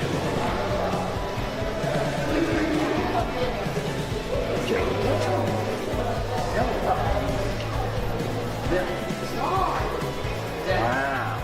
Just like I told you, next to the famous Barney Dreyfus and Leslie Wilkinson, whoever they are. That does look like them. I know. It's a good shot. They don't do them all that great. That one's good. Welcome back, Gwynn and Chris. Thanks again to Chris Domino. Enjoyed that chat. 680, the fan in Atlanta. One thing that I also liked listening to Chris talk, it's good to know, just remind yourself that the Padres aren't the only team that has a bunch of contracts out there that don't seem to make a lot of sense. The Atlanta Braves, who have the best record in baseball for most of this season and still a very comfortable lead in their division, you heard Chris Domino run down the list of all of the wasted money contracts they have. It's more than the Padres have. They paid $20 million for Ha-Seong Kim. They're getting 5 hits and 62 at-bats, and he can't play. Yeah. They paid $9 million for Aaron Bummer, a left-handed reliever. That was a bummer. They had to release him. I was waiting. I was going to say an easy one. too. Yeah, but $9 million, that's gone, right? Mm-hmm. The money they paid Spencer Strider, who's just going to be probably injured for the rest of his career. $20 million, $20 million, $20 million. So I'm just saying, it's when Padre fans complain, I get it.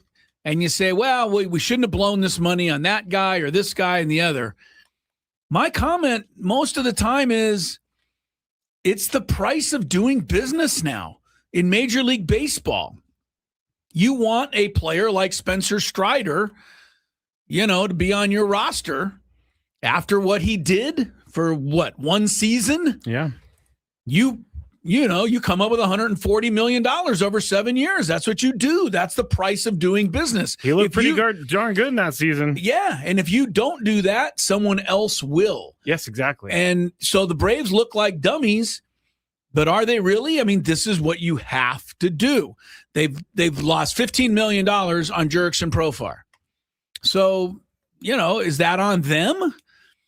I'm just pointing it out because we get the same thing here. Should have never spent this money on that. It's wasted. What are we going to do with Manny 8 years from now when he can't play and we're still paying him? Xander. Right. But this is what you must do. So I don't know why we spend so much time complaining about it. First of all, it's not your money out there. And I know some of you are going to say, well, it is my money. I pay a ticket price. Yeah, you're going to pay the ticket price anyway. Hate to tell you, pal. It's true because pretty much paying the ticket price. Sold over 3 million tickets already for the 2026 season. Hate to tell you, you're paying the ticket price whether Xander's contract is, $30 million or $10 million. So I'm just saying that's why I try not to spend a lot of time with it, but I know a lot of fans do.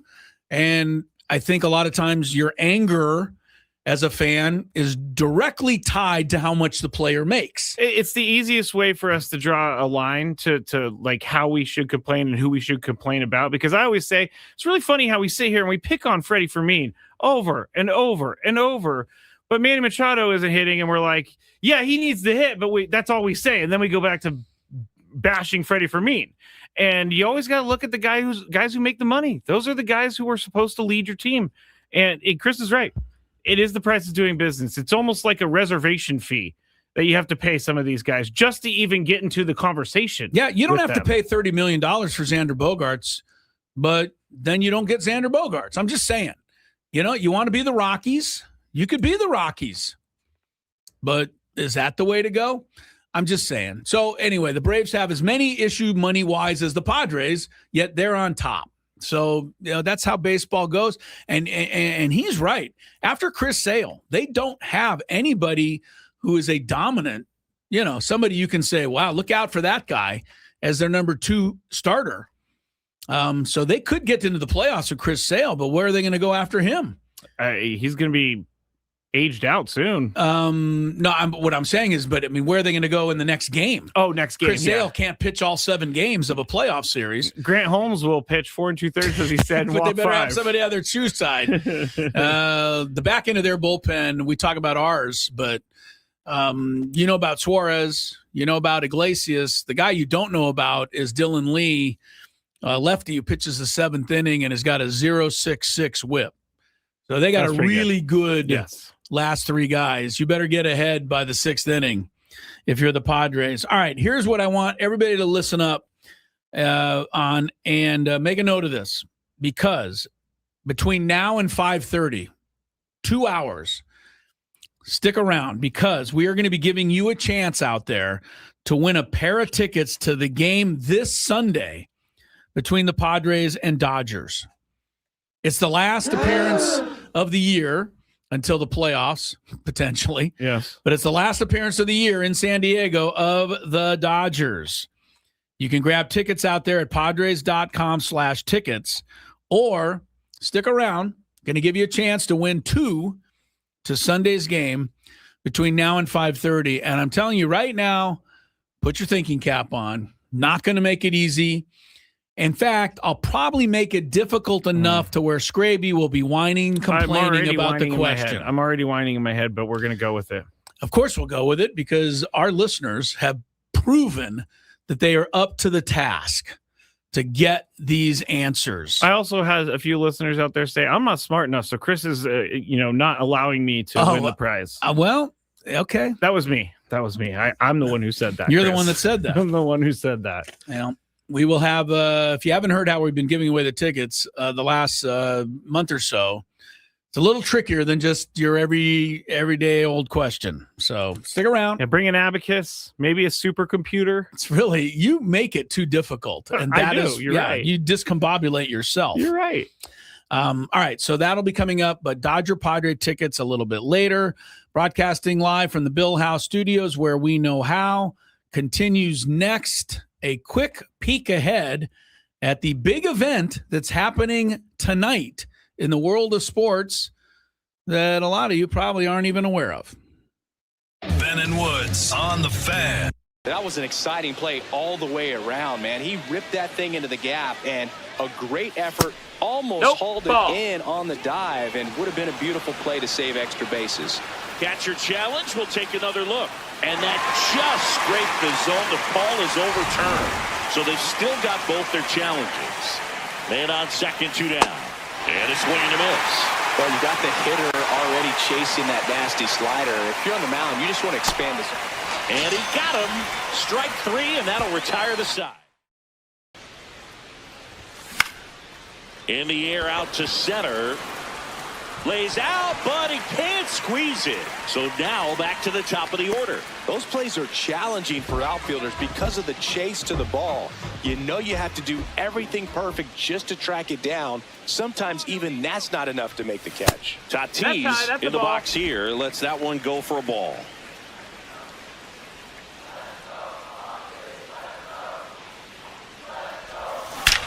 Drilled out towards left center field. That's well struck. Way back there. It's got a chance. In to score from first. Back to second safely. Nearly got caught in between there. Puts a run on the board and picks up an RBI. A well-deserved double on a great swing. Got everything going on time. He stayed balanced and he squared it up about as well as you could possibly ask. Runner in scoring position, no outs.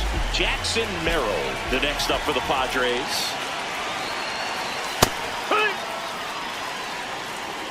Tatis leads off second with nobody out.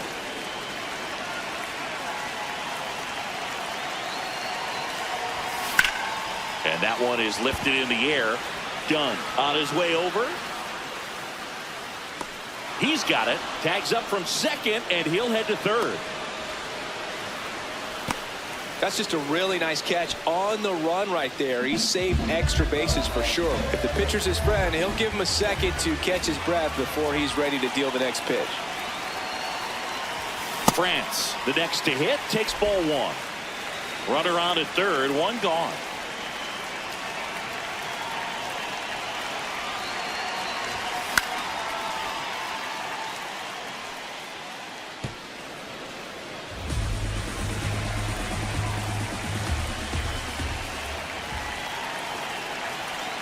The 1-1. In the air, right field. Benson gets under it and makes the grab. Runner tagging from third. The relay throw. Safe. And they add to their lead as the run scores from third. And now Terry Francona makes new pitcher for the Reds, T.J. Antone. He's into the game with the bases empty. Machado now in the box, comes up empty with a swing there. Swing and a miss. That's the sweeper. Antone, 32 years old, and he was a fifth-round pick back in 2014. Rarely will you see a pitcher just waste a pitch like that. The batter wasn't even tempted to swing.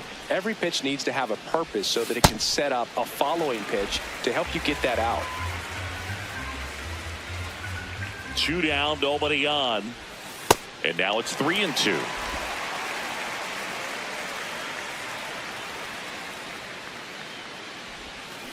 Out to center. And that's the third out. So they get a couple of runs on 2 hits, no errors, and no one left on. We head on down to the top of the third. It's the Padres 6 and the Reds nothing.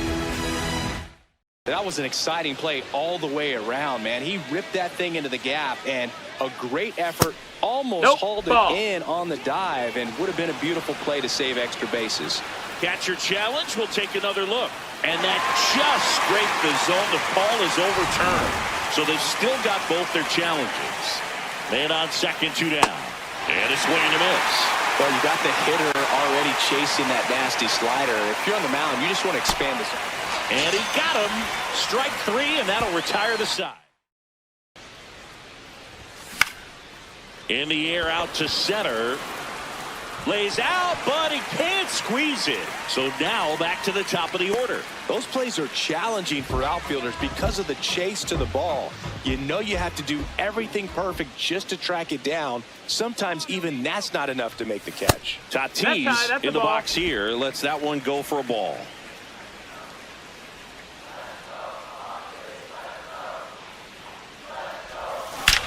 Drilled out towards left center field. That's well struck. Way back there. It's got a chance. In to score from first. Back to second safely. Nearly got caught in between there. Puts a run on the board and picks up an RBI. A well-deserved double on a great swing. Got everything going on time. He stayed balanced and he squared it up about as well as you could possibly ask. Runner in scoring position, no outs. Jackson Merrill, the next up for the Padres.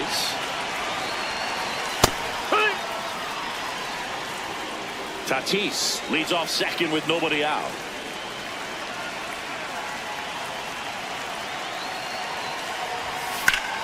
And that one is lifted in the air.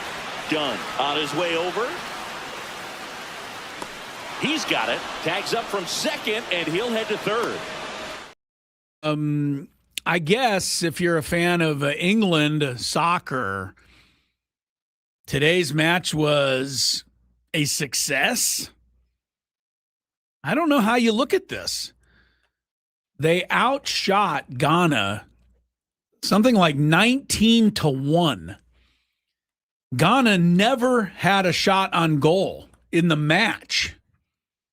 But in the end, 0-0. So I guess that's a good day for Ghana. I don't know. That is a great day for Ghana. Like, it sounds like, I didn't watch the whole thing. It was up here on the screen, but England had the ball the whole match. They got every opportunity to score. Ghana never even basically crossed midfield. But such is the nature of soccer, right? If you don't score one, you can't win. It doesn't matter. So Ghana ended up getting a 0-0 tie with England today. Here we go, Ghana. In the World Cup. Yeah, the Ghananese. I don't know what they are. But good for them. Yeah, they're good for them. Earlier, if you're wondering, Portugal 5, Uzbekistan nothing. Guy by the name of Ronaldo scored 2 goals in that one. All right, World Cup continuing. The big event tonight is the NBA draft. And I'm a little disappointed because, you and I and Braden have become the draft experts, even though we are not experts at all. Well, Braden feels like he is. Yeah. You and I just kind of jump in there and help him out on the NFL draft shows. But tonight's the NBA draft. And I guess, I don't know, has it lost steam? I guess it has. I don't know that anyone really even notices it's even here. I've never noticed it was here. Right? I've always just one day woke up, news headline was draft is tonight. And I'm like, oh, look at that. And certainly the draft has been completely overshadowed by the trade last night, right? We didn't even talk about that. Yeah, we didn't even talk about it. Antetokounmpo ended not to the Celtics, which we were talking about on the Big Five yesterday, but Antetokounmpo ends up going to the Miami Heat. He does. And Pat Riley does it again. Pat Riley, what a career this guy's had. I mean, you don't even remember. He was a player for the original Lakers that won 33 in a row in the early 70s. Pat Riley played on that team. He was a backup guard behind Jerry West. Like, he didn't hardly play. And then he bounces around, and he's doing some broadcasting, sitting next to Chick Hearn. And then all of a sudden, in late 70s, the Lakers had a coach named Jack McKinney. All right. And Jack McKinney's the head coach of the Lakers. It's 1979 or 80. The season's going along, and Jack McKinney goes for a bicycle ride in the Hollywood Hills. Just an everyday, not even a workout necessarily, just going for a ride. And Jack McKinney somehow has an accident, flips over the handlebars. Down on the pavement he goes. He's rushed to the hospital. Nothing life-threatening for Jack McKinney, but enough of an injury that he never returned to the Lakers that year. Like, one of those weird stories like, the coach of the Lakers has been in a bicycle accident. He should be okay, right? And then a month goes by, and 2 months go by, and 3 months go, and he never came back. So Paul Westhead famously was kind of the assistant. And back in those days, an NBA assistant was just a guy that, made the bus schedule. So they put Westhead in charge, and he needs an assistant. So they go to Pat Riley, who's the broadcaster, and they make him the assistant. Lakers win the NBA title that year, 1980, Magic Johnson's rookie season. And then Magic Johnson didn't like Paul Westhead. So he gets him fired. Told the Lakers, hey, it's either me or Paul Westhead. Who do you think won that one? Magic stayed. Yes, Paul Westhead left. Yep. And Pat Riley was made the coach. And I don't think anybody thought, who's like Pat Riley? What are they doing? Pat Riley, all he's gone on to become is one of the great leaders we've ever had in sports. I don't know that I'm overstating that, Skrabe. This is not going to be a popular comment, but I think Giannis is overrated. Yeah, this trade may not work out in the end for Miami. Giannis is a very good basketball player. Before people get mad at me, he can do a lot of things. His name's Greek Freak for a reason, but it just seems like he's been kind of causing a lot of problems for the last couple of years. Well, the injuries are the thing. He's not been able to stay healthy. But you got to understand Pat Riley. You could the great leaders in coaching history. And I'm putting this out there. Vince Lombardi's, Phil Jackson's, John Wooden's. Bill Walsh's. Okay, Bill Walsh.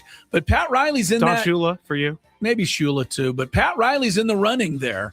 Not because of the great success he had, but because of his amazing ability to motivate. And I honestly, I recommend anybody pick up a bunch of stuff that's written or about by Pat Riley. You're going to learn a ton. But not only did it for the Lakers, but he's been down in Miami now. Who got LeBron James?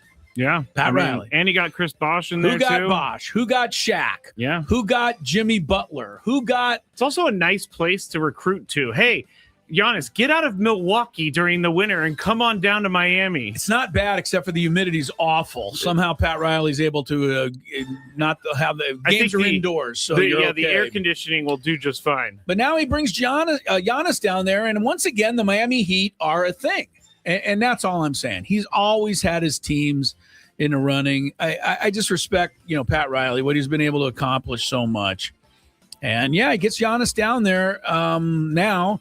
The Bucks get Tyler Hero, and they get 2 or 3 other guys that you don't know a lot about out there, and they get 3 first-round picks. So the Bucks will have a chance to rebuild their roster. But yeah, Pat Riley wins again, and Stop winning, Pat Riley. This is what he's always done. The only team that the only guy that Pat Riley could not beat in his career, I'll be honest with you, straight up, the only one he couldn't beat was when he was coach of the Knicks in the 1990s. And every year, who beat him? Jordan. Yeah. That's it. The Knicks would have a great team every year. Pat Riley was the coach. He used all of his tricks of persuasion and, everything he could think of. But Jordan was just, too good. But that's about the only time I've ever seen Pat Riley take a backseat to anybody. And so anyway, yeah, good for the Heat fans. They get Giannis. But the draft today, the only thing I'm looking at is who is dumb enough to take Peterson. I've been waiting for Kansas this too. Hey, all the mock drafts. I love mock drafts for no reason. They're fun to look at. But no one really has them going number 1 anymore. Most people, well, the funny thing is, right, Peterson is the kid from Kansas.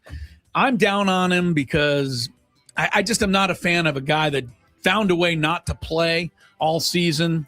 He said what? He was hurt? After the fact, it came out that he supposedly had cramps. But if that was the case, they might have said something. Bill Self never could seem to figure out when the guy was going to play, when he was not going to play. He'd go out of the lineup. He'd come into a game. He'd leave a game. Anyway, when he played, he's really talented. Don't get me wrong. The talent is undeniable. The work ethic, I'm not so sure about. And, I'm not the only one. I have questions about a guy like this. If I'm going to use my number 1 pick, I want a sure thing. I don't want somebody that I hope can work hard. I do not want anything to do with someone that I have questions about effort. Yeah. Don't make me coach effort. You can't change someone like that. Steve Fisher's all-time great statement. Don't make me coach effort. Peterson is a guy that the game comes so easy to him that I don't think he knows a whole lot about effort. And that's just me. I'm not a fan of guys like that.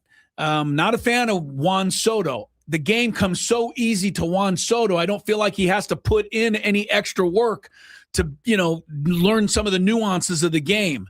And I don't think he, busts his butt enough. And so that's not my kind of guy.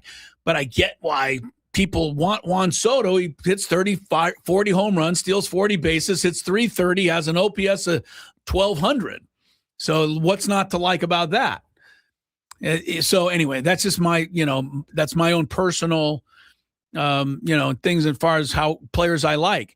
But Peterson could go to Washington first, but he met with Washington, remember? And then he didn't meet with any other team. Yeah, probably a mistake. Well, the word is now that maybe that didn't go so great because Washington is supposedly leaning toward the BYU kid, AJ DeBansa. I think, it's a tough name.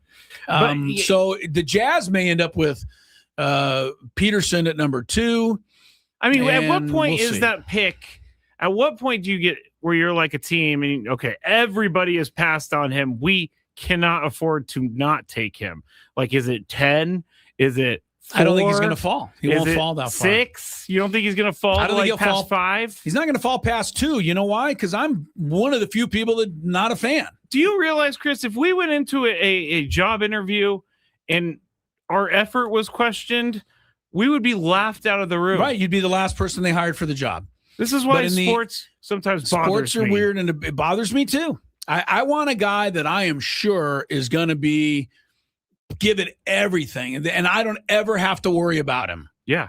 There's a lot of NBA number 1 picks over the years that have been lazy bums, and you want me to name them? Sure. How about Ben Simmons? Yeah. How about Derek Coleman, for those going back a little ways? How about Kwame Brown?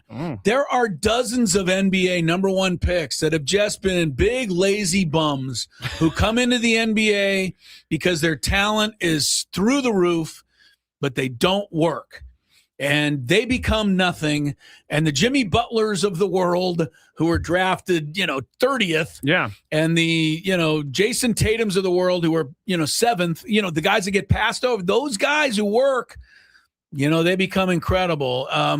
So you can't always measure heart. But I think, with a guy like Peterson, I would certainly have enough questions to not make him a number 1 pick. But the NBA draft is coming up tonight. The Bulls draft 4th.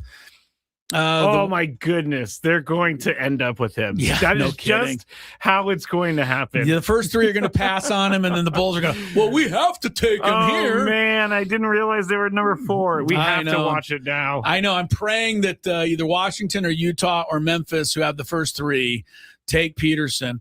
But, the funny thing is, if you read all the superlatives, Jay Billis and all these guys, Peterson's the greatest player in the history of basketball. So I don't understand how you can, because I know what they're doing. They're taking away the off the court stuff and they're just analyzing on his skill level. Well, I don't think you could take away the off the court stuff. I don't. Here's a great a bit of writing here by one of the guys on ESPN. He says, most talented player in the draft, without question, Darren Peterson. He said, we did not see the best of him during his lone season in Lawrence, Kansas. He had cramping and other issues. What we did see is skill. It was in flashes, but based on those, it is tough to suggest anyone else as the most talented player in the draft. Of course, talent will not be the only factor in having a great NBA career. It takes more than that.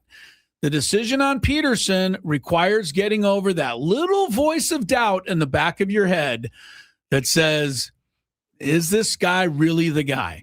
If you have that, it to me is a great point. It is a great point. And the guy goes on to write, and I say his name, I don't know who it is who's wrote this little piece, but he finishes up by saying about Peterson, once you get over that little doubt, then there's little doubt he's the best player in the draft. But that's my point. I can't get over that little doubt. Like, I would never, if I was the GM of the Wizards, and then if somebody passed and I was the GM of the Jazz, I'd do the same thing. Yeah. I'd go, you know what? I'll take Cameron Boozer. He's got great talent, great skill, great size. He was at Duke. He was in a national championship game or Final Four. I don't have any doubt. His dad was a player in the NBA. I have no doubt about Cameron Boozer. He's going to come in and work, right? So I don't have to worry about that. But we'll see what happens with Peterson. The Bulls, by the way, are supposed to get, everybody says anyway, Caleb Wilson, who played at North Carolina. Wilson. Oh, yes, he did. Which is, look, if the Bulls are in doubt, take somebody from North Carolina. It worked out pretty well many years ago. Again, athletic, tall, center, forward. I believe he had some injury issues, though, last year in North Carolina. I don't remember him finishing up the year. Oh, yeah, he did. I remember that as well. Clippers pick 5th, by the way. So for, you Southern California, there's some Clipper fans left over out here. I know the Clippers, the word is for them, I think his name is Wagler.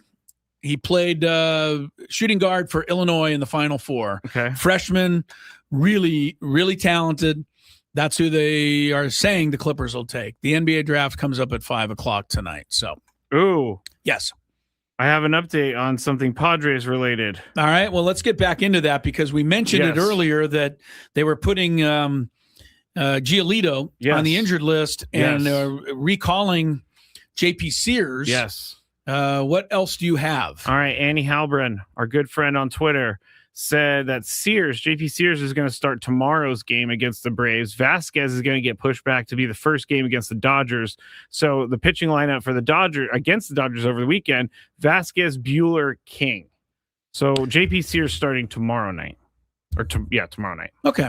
That's a good on the surface. That sounds smart. It does. You want your best pitchers to face. You do not want JP Sears. You're not throwing JP Sears against the Dodgers? No. Well, You do not want that. if you're I'm worried about Randy Vasquez too. he I'm didn't worried. look good last Friday night. That game in Texas was not a good game for him. Nor have many of his recent starts. JP Sears, we'll talk more about him tomorrow. Okay? Before the not really. We'll talk about him more on the before the game tomorrow. But for JP Sears, to me, this is kind of like the only way to go is up. Yeah, you have to. He had a terrible first impression. Yep. But not a great spring. He can change it, if he comes up and throws the way he was capable. If you look at what he did when he was with the Athletics, pretty serviceable pitcher. Mm-hmm. So, let's hopefully we see that. We need some of that desperately. Yes. And you're going to say, well, it's another injury. Well, I don't know. What was Giolito really doing? I mean, he was giving you 3 or 4 innings, giving up 4 runs every time. It wasn't great. It is funny how some of these guys have bad starts and all of a sudden there's some elbow inflammation. And I'm not saying this is just the Padres. You're not this wrong. is every other team. You're My not fantasy wrong. baseball is littered with guys in the IL with great elbow inflammation. I don't want to say this out loud, but don't too say bad. it out loud. Too bad. I'm saying it because I'm a sports talk show host, and this is what I'm supposed to do. Don't be shocked. I have no insight into this whatsoever, nor would I have any way to have insight. But you watch. One more mediocre outing by Jason Adam, and I bet you he'll find the injured list. Oh. He's pitching like he's Can injured. they afford to lose I don't know. him now? I don't know. But Jason Even Adam for is 10 pitching like he's injured. He's not Jason Adam anymore. No. He used to pitch the 8th inning, and you could go have a sandwich and come back, and the inning was over, and the other team didn't score. He's giving up home runs now. He usually only took 5-6 pitches, too. He got bailed out on Saturday. He gave up that Wyatt Langford home run, I think, 7th or 8th inning? Yeah. He got bailed out by the offense. If not for them, that game is lost. I love Jason Adam. Do not get me wrong. He's been one of my favorite guests. I think he's just lights out when he's right, but he's not right. He's not right now. So you tell me one more bad outing, if he goes on the injured list, it doesn't mean he's even, I don't know that he's hurt. I don't think he is. I'm just going along with what you're saying. It does seem like when guys struggle, they kind of find something. He has and, a they go to the injured list. He has a built-in reason. He's coming off of a still torn coming quad. off of that. Yeah, for sure. Motorhone is the 8th inning pitcher for the time being and the foreseeable future. Yeah, as he was last night. Mm-hmm. Wandy will start tonight. We expect the old Griffin Canning appearance after that. We'll give you the Padre lineup. I think I saw it earlier. Yes. So we'll have that and Chris versus the Fans when we come back on 97.3 The Fan.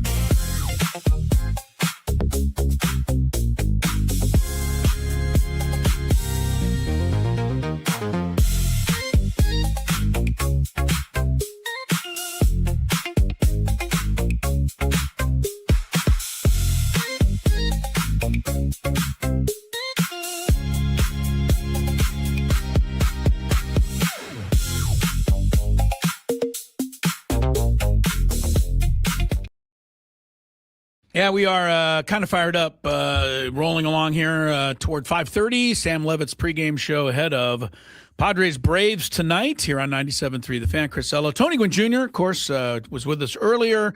He and Skraby played to basically a 10-10 tie in our Fantabulous Sports Game Show. Earlier today, we could not break the tie, so we will, we'll take it from there next week. You guys will reconvene. Technically means I'm still the champ. Were you the champ in the last Yeah, I won matchup? the last time. All right. Well, then, yeah, you hold the belt. Champ is here. You hold the belt. Where's Tony so I can yell, champ is here? Just call him. Okay, I will. He'd be really happy to hear from I'm you. sure he would love that. That would make his day, without question. We do have a little Padre news if you're just tuned in. First of all, Lucas Giolito to the IL, and JP Sears is the I'm sorry, I don't have better news for you than that. He's the replacement. Yeah, I know it, and he's starting tomorrow. Like, yes, it's not, tomorrow. it's not. If you're hoping that they're bringing JP Sears in to just kind of mop up in the bullpen, nope. JP Sears is going to be. We knew this was going to happen. I knew at some point during the year JP Sears was going to start a game. Yeah, but I got to be honest. I think all of us were hoping for a little better than 2-3, 5.16 ERA. Are you looking at his AAA numbers? No, I'm looking at Giolito. Oh, okay. We were hoping for better than that. Yeah. 23 walks, 18 strikeouts. Like, that's not what we picked him up for. And, everybody, remember, nobody touched Giolito. He's sitting there the all off season. Everybody's, why doesn't anybody want him? The guy was great last year. And he was pretty good, 10-4 with Boston, had 121 strikeouts, only 56 walks. So he had a 2-to-1 ratio. He had a 1.29 whip last year. But that whip now is 1.85 with the Padres. So, Giolito's been a failure, for not – again, you guys are going to say, well, what did the Padres do that for? What do you mean, what did they do that for? They wanted to get added pitching depth. And they wanted to get a legit starter, to give them more depth. It turned out, guess what? They needed that depth because they lost Pivetta and they lost Musgrove. Yes. And, so I give the Padres kudos for picking up Giolito. But, if you want to be down on it, well, blame Giolito. He's the one who didn't pitch well. Yeah. So, I don't put that on the Padres. Now, it's not over for Giolito. He's on the injured list. Maybe he comes back in a couple of weeks. I don't know. But right now, JP Sears is next man up. Do you want to hear from I just got set audio from Craig Stammen. Do you want to hear about what he has to say about Giolito? Yeah, while we're hearing that, though, dial in because Yes. we're going to play a little Chris First the Fans in this segment, 833-288-0973. But, yeah, let's hear about Giolito's demise and the ascension of JP Sears. Yeah, he came out of his last start feeling a little bit of elbow stuff, similar to, probably what he felt last year. What was the beginning of him having to shut down for the season, and he just alerted the trainers right away and said, hey, this is what it felt like when we first, when this started happening, and then 3 starts later, I was kind of done for the year. So just wanted to get out ahead of it and, get him right and, get him back, pitching the way Lucas Giolito should pitch. Is there an indication on the severity of Giolito? We caught it early. Yeah, I think we caught it early, so I don't think it's super severe. Just got some inflammation in there. Just a little irritated. I'll probably be down from throwing for a couple of days and then get back at it. That did not make me feel great about the situation at all. Anybody who believes that we just wanted to get out ahead of it is something that is supposed to appease me. Understand that we just wanted to get ahead of it with Nick Pivetta.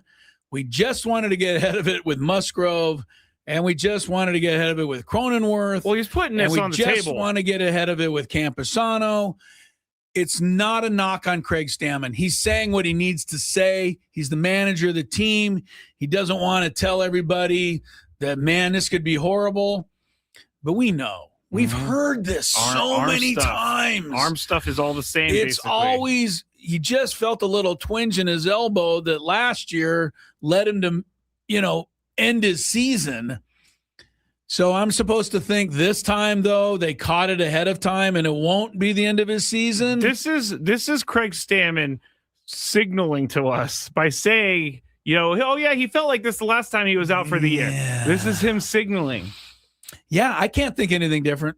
I'll be honest with why you. didn't he just say, and I'm not blaming Craig Stam, I'm actually very happy that he gave us something to talk about. He's doing the best that he can do in the position he's in, and the position he's in is to be the manager of the team and keep the boat sailing along. Yep. His job is not to sit here and go, well, that's it for him, especially when it isn't officially it for him. They are going to see if they, can calm the elbow down and get it back, but I'm not going to count on it. No. Are you? No. The elbow stuff, you could just count out someone forever. Sounds like you can. I'd be totally. And if this is a chronic thing for him, I feel bad for Lucas Giolito because this. I'm not disagreeing with you at all, Skraby, but I've just when Spencer Strider got taken out of the game 2 weeks ago in the fourth inning because he was throwing 87 miles an hour, the first thing the Braves said is we're going to give him 48 hours. We're going to just rest him, and hopefully he can make his next start. Maybe miss a start. Oh, that never works. And Whenever I they thought, say maybe. And I thought he's throwing 87 miles an hour. Spencer Strider, he's done for the year. Well, he is done for the year. The guy was on did earlier. officially do that? No, it's 60 day. But, okay. So he conceivably could come back at the end of August, but that's not going to happen. Gotcha. You know that as well as I do. You never know. Good team. Try to get him in shape before the playoffs. Not going to happen.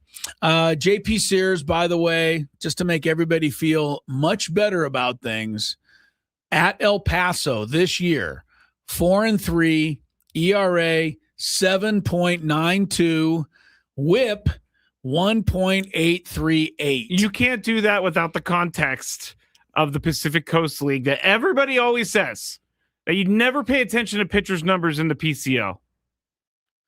I can pay attention to 62 strikeouts and 28 walks, all right, which isn't bad. No, not at all. All right. Let's play Chris versus the fans and get my mind off of all of this injury stuff for the moment. Yeah, no more elbow soreness for you. If you had one shot, one opportunity to take down the human almanac himself, howdy do. Now is your time. Listen to me, this guy is dangerous. Now is your opportunity to win a prize. Well, I hope you know what you're in for. Chris versus the fans starts now on 97.3 The Fan. All right. We will not be playing for the Padres and Dodgers tickets. There's going to be later. Yes. Those are going to be later. Keep listening because we got a pair of tickets, 2 tickets to Padres and Dodgers on Sunday. And Chris will have your question for you between now and the end of the show at 5:35. Here, you're going to be qualified for a chance to win the grand prize if you win a 2-night stay at Town & Country Resort. $250 food and beverage credit. You can work on your resting vacation face this summer at Town & Country Resort. 3 pools and a 4-story water slide named Twister make Town & Country a family favorite. Rates start at $199 per night. Exclusively for fan listeners, visit townandcountry.com/thefan to book now. The rules. You have to make it through 3 questions. Each question will get more difficult. If you get the question right, you move on. If you get it wrong and Chris gets it right, you're eliminated.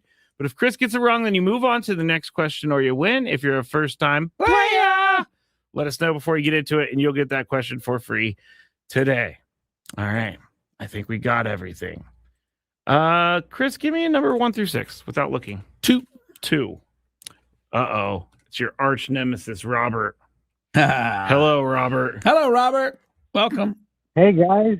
Don't panic. As long as I'm not injured in October, I'm not worried. Okay. He's not worried, Chris. How's your elbow feel, Robert? I just want to make sure the elbow's okay. Hey, I'm ready to go. All right. All right. Here we go. Robert's playing. Question number 1. Robert's on the active list. He's on the active list. What team did Giannis Antetokounmpo just get traded to? Oh, I am not a basketball fan. Miami? Oh, I was going to say. We're just talking about it, Robert. You're right. You got it. That would have been tough. All right, here we go. Question number 2. Manny Machado has the most RBIs for the Padres so far this year. Who is second on the team? And Padres RBIs. All right.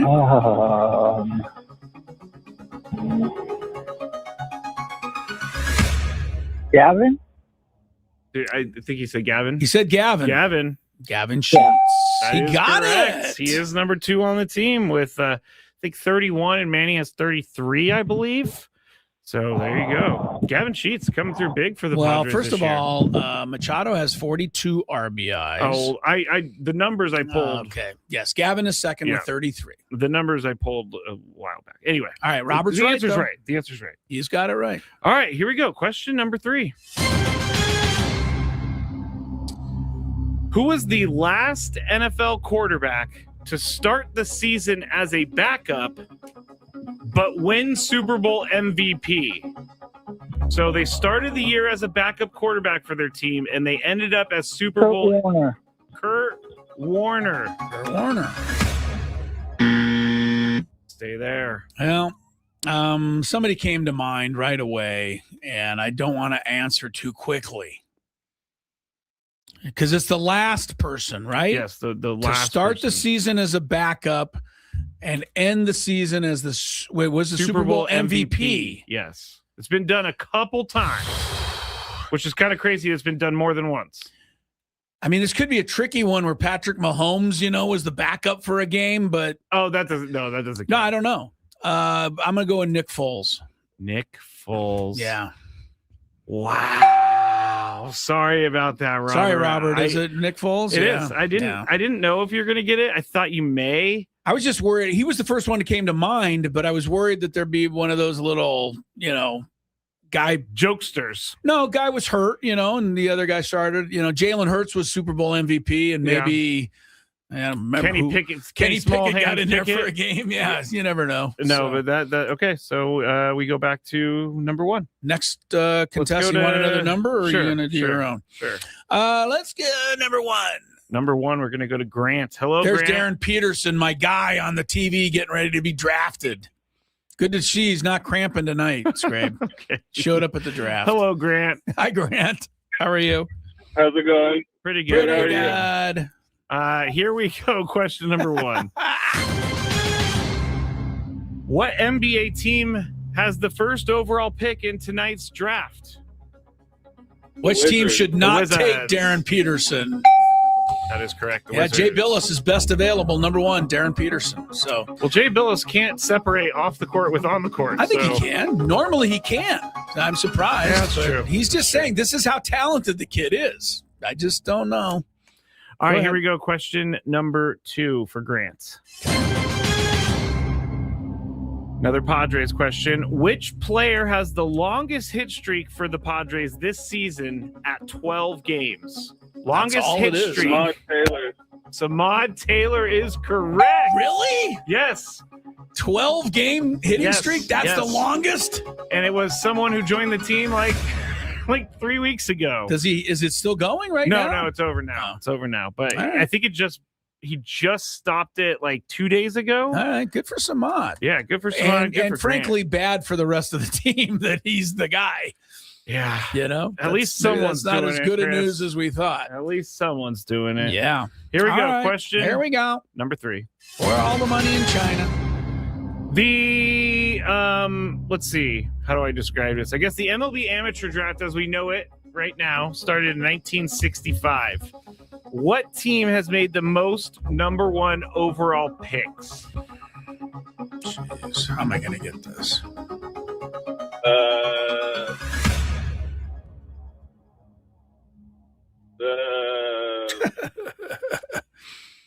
Gonna need an answer, sir. Give it a shot.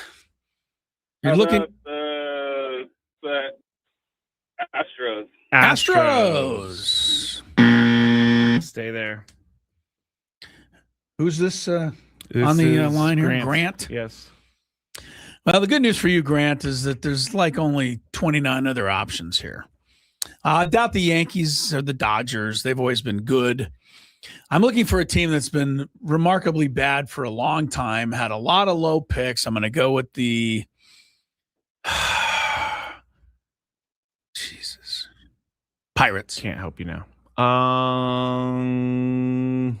Wow. Come on. Sorry about that. That was the Grant. guess of guesses. It's a good guess because they've had the number 1 pick like 4 times or 3 times in the last like 15 years. Sorry about that. I feel bad for Grant because No, that was no. a total just You did it I right. was on my way to saying the Nationals, and then I thought, nah, they were the Expos, and that could confuse it. And then the other team that I thought's been horrible for a long time is the Pirates. But you ferreted it out. Sorry, I feel kind of bad. You're fine. Don't worry. I feel bad. If you get a good question like that, we're okay. I'm not sure of the first name, but it says Gabrielle. Is there a Gabrielle there? I feel like this is Brooks. This is Brooks? Brooks is on Gabrielle's line Gabrielle. there. Okay. All right. Yeah, I wasn't able to screen your call, so I'm actually going to change your name to Brooks right now. All right. You ready to play, sir? Yes, I'm a first-time player. First time player. I love it. Question number 2. I'm very fired up by that. You are. What Padre...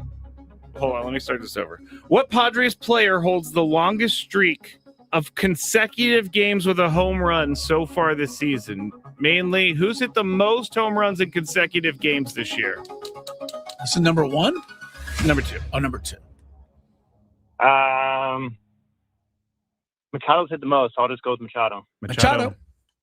All right, so you're going to read the question again is what? What Padre player holds the longest streak this season of consecutive games with a home run? Yes. Well, there really aren't a lot of options here. I mean, Machado's got the most home runs. I seem to remember Sheets going like 3 or 4 games in a row, so I'll go with him. It was Freddie Fermin with his power surge like 2 weeks ago. What did he have? 2 games in a row? 3. Oh, 3. Yeah. Okay. No, that's good. Yeah, Freddie You snuck that one under the wire, Skraby. Good job by you. I did. Freddie Fermin. Great question. That might be one of your best questions in history. I saw it and I was like, gotta go with this. Good. But I thought you were going to get it, honestly. I should have gotten it. I just kind of, it's the old brain cramp. It happens often. All right, Brooks, here we go. Question number 3. This might be too hard. I'm going to change the question. Too hard for anybody? Yeah, there are 4 golfers to have won the U.S. Open 4 times. 3 are American. Name 2 of those Americans. 4 players have won 4 times. Name 3, or there are 3 Americans. Name 2 of the Americans. So 2 Americans that have won it 4 times?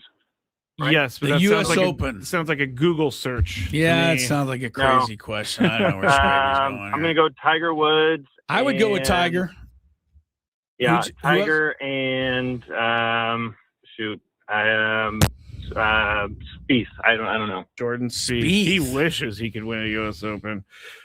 So we're looking for Stay 4. there. We're looking for 4 U.S. Open titles. Yes, 4 U.S. Open titles. 3 guys are Americans. I'll give you the Scottish guy. It's Willie Anderson back in 1901, 304, 05. He won it. Oh, yeah. I remember Willie. I had him on the show. Oh, yeah. Had him on the show after he won it. I'm going to go with Jack. Okay. Jack and Tiger. Jack and Tiger. Yeah. Wow. What? Brooks, stay right there. Get out. It was. Tiger's not on the list. He didn't win the U.S. Open 4 times. Really? Yeah. Wait, let me try. Is it Ben Hogan and Arnold Palmer? Or? You got Ben Hogan, Jack Nicklaus, and then the last one, kind of a tough one, but name's definitely famous enough, Bobby Jones. Yeah, it's in the But you did Ben Over Hogan 100 Jack years Nicklaus. ago. Brooks, good for you. You won on your first trip in. Stay right there. Congratulations. You are going to hopefully qualify for the staycation at the old Town and Country. We'll do more Chris vs. the Fans tomorrow. Do you, real quick, do you know what years Jack, do you know what decades he won the U.S. Open? Jack Nicklaus? Yes. In the 60s and 70s. I think he might have snuck one in 1981. He got one in 1980. 80. So he won a U.S. Open in 3 different decades. I remember the one he won in 1980. I thought it was 81. There was a good guy that finished. I would like to. I just, you know how you remember certain tournaments in your life? Oh, yeah. Of or course. do you? I don't know if you do. No, I definitely do. All right. So Nicklaus wins the 1980 U.S. Open, but there was a guy chasing him. I had to look him up. He was really good that day. What's his name? His name is Isao Aoki. Oh, yeah. Japanese guy. He had a great tournament, like out of nowhere, and he and Nicholas played the final round together, and of course Nicholas prevailed. But Aoki was a great foil for him. You know, much like the year when Tiger won the PGA and he beat that guy named Bob May, who was like a Chevy salesman or something. I do remember that, yeah. But they had an incredible duel. They did. You know, and went into a playoff and the whole thing. Yeah, But so Tiger wins and Bob May goes back into total obscurity. And he gets to tell people he took on Tiger Woods. And took him to overtime in a holes. PGA. Yeah. All right, Gwynn and Chris, break time. More. Clear your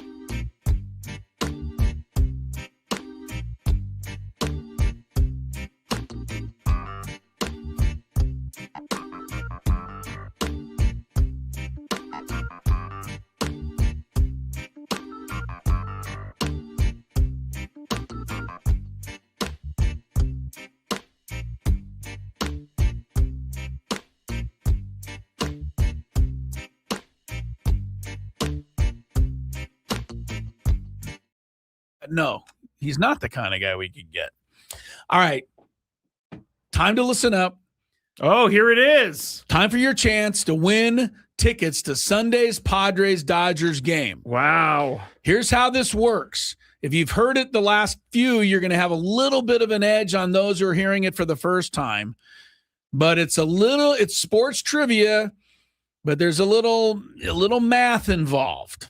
A little math. It's pretty simple math. The problem is you need to know the numbers you're working with. And I will give you a very clear explanation of how this works. What you do is you call in at 833-288-0973. You call in when you've got the correct number. Your answer is going to be a number. First person with the number wins.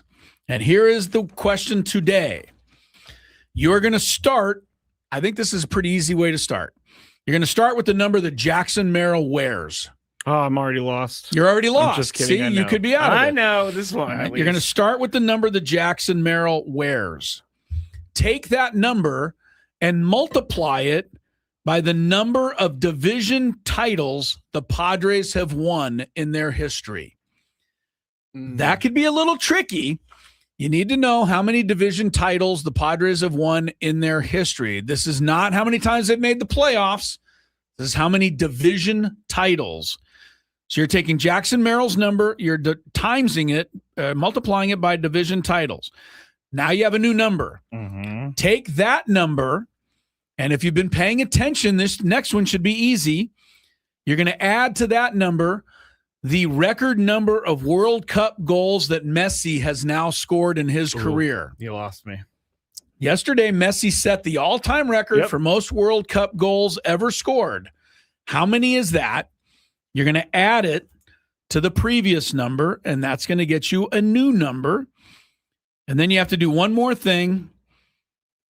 Take the number you have after the Messi World Cup goals and subtract the number of points that was scored by the winning team in last year's Super Bowl. And now you will have the final answer, which is the correct number to win Dodgers Padres tickets. I'm going to give it to you one more time to give you one last shot. You're going to start with Jackson Merrill's number. You're going to multiply it by the division titles won by the Padres in their history. You're going to take that number, add to it the number of goals Messi has scored in World Cup play, and you're going to take that number and subtract the number of points scored by the winning team in last year's Super Bowl. If Just you so know everybody that, knows, I didn't want to do this ever. So. you never wanted to do this? No. Skraby thinks that you guys out there have no chance. That's not what I'm saying. The funny thing it's is just very confusing. You find it too confusing. But Tony says he got a headache on the chat. Yeah, but we've had a winner on the first person who's called in every single time we've done this. That I was making you feel better. We'll see if somebody out there can get it this time. First person with the correct number answer, 833-288-0973. You will go see the Dodgers play the Padres on Sunday. Good luck. I actually got in trouble once when I worked at the bank for looking up a celebrity, and it was totally wrong on my part. Totally wrong. Looking up their account number? Just I searched their name in the account system, and Skraby, what is wrong with you? I was like 19. You'd be better off. You would be better. You'd be better off admitting that you wore your underwear inside out. Frankly, This guy is just searching up people's accounts. It only happened that one time because I got caught. How did you get caught? The account was flagged, and anybody taking a look at it gets logged, and so I got called into the boss's office like 3 days What later. did that come? I'm sorry, I gotta ask, but nobody's supposed to be doing this preview. What did that conversation? How did it go? Well, why were you looking up Paris Hilton?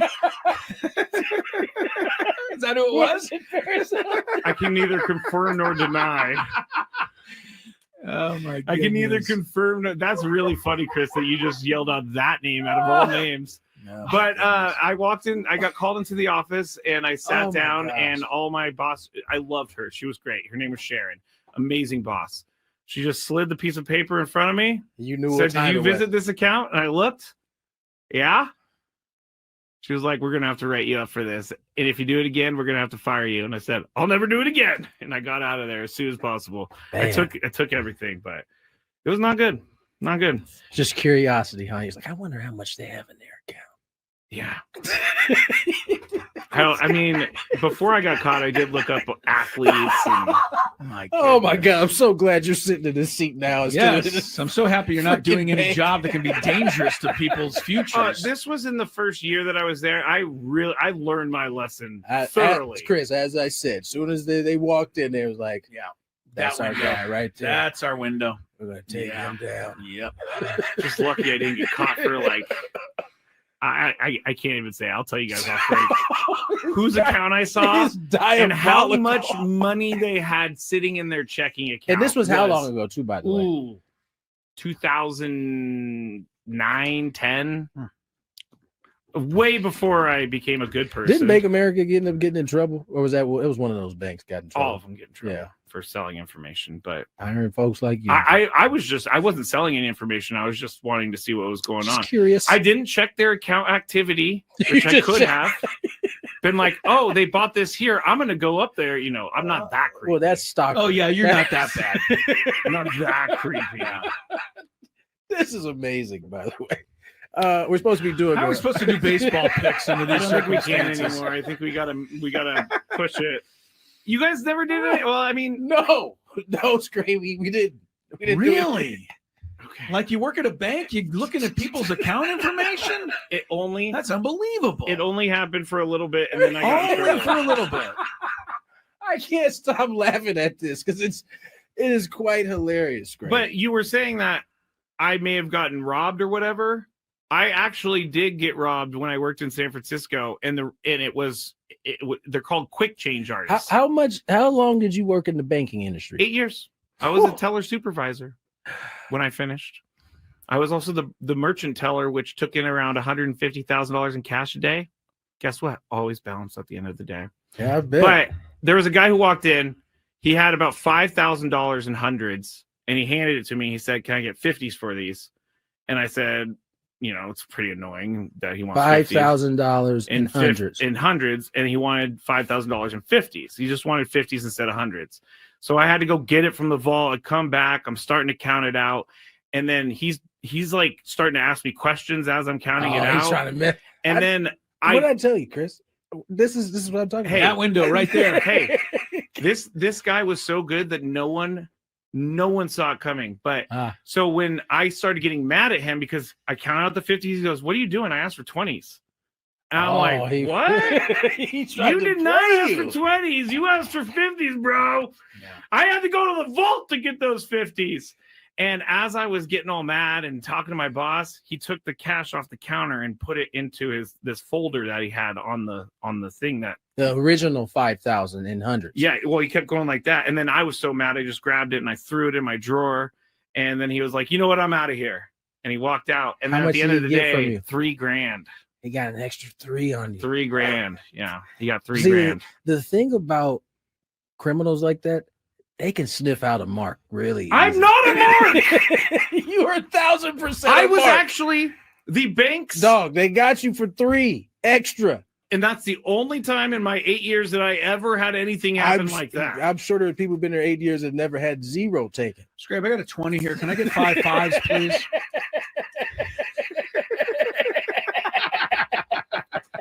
I hate you guys. Let's get to that was one of the worst moments of my life. But you know what? It taught me a lot. Never trust anyone ever again. You know what? You definitely have learned because you don't trust very many people. I don't trust anyone anymore.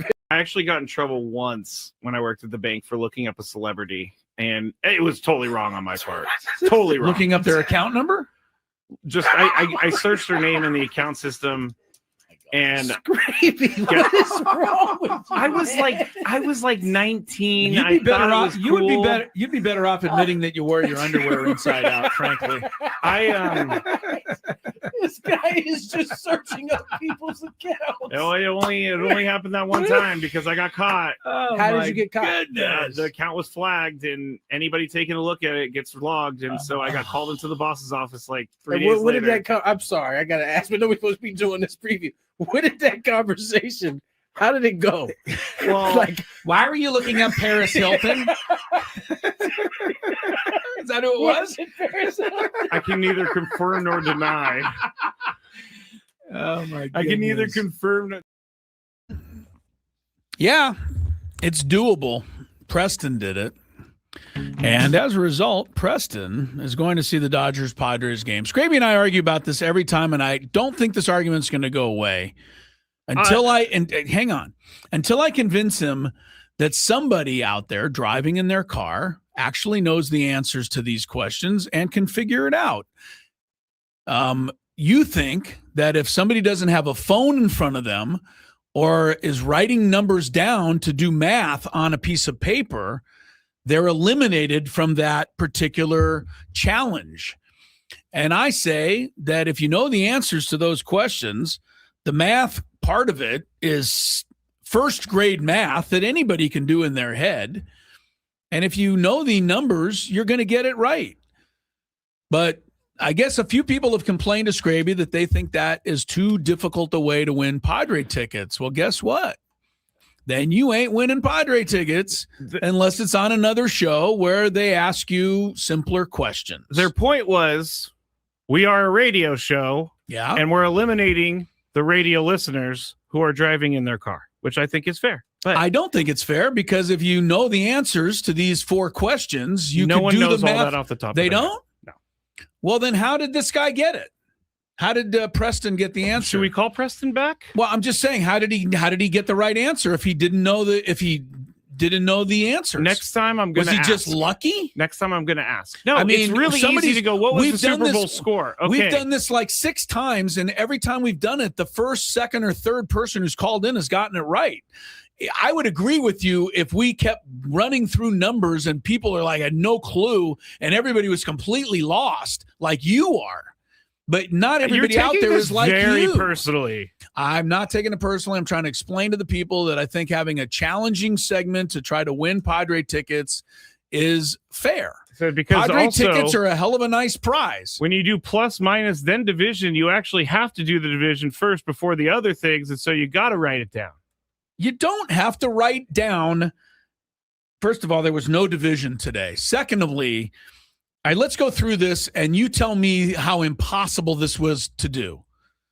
Jackson Merrill's number is 3. The next question was a trivia question. How many Padre division titles? If you knew that was 5. I was close, 4. Okay, so that took you out of the running. Yes. But for the people who knew the answer was 5, 3 times 5, do you need a piece of paper to figure that? Do you need, if I tell you 3 times 5, like if you're driving in your car, could you get that? I think you could. It's 15. You're taking this personally, and I'm trying to explain where I'm coming from. The next part was Messi World Cup goals, which was 18. 15 plus 18, again, I don't think is something that requires a abacus to add. It's 33. And if you happen to know that the winning team in the Super Bowl was the Seahawks, and they scored 29 points last year, 33 minus 29 is 4. And 4 was the correct answer today. I don't think it's that impossible. I do think you have to know something to win. Other than with the way we used to give up the tickets, which was we'd ask some sort of trivia question. The first person who looked it up on Google got it right. That to me was no challenge at all for anyone. All right, let's go to the Big Five. We'll pick up this conversation never again. I never want to talk about this again. I just said we'll pick up the conversation never again. Oh, good.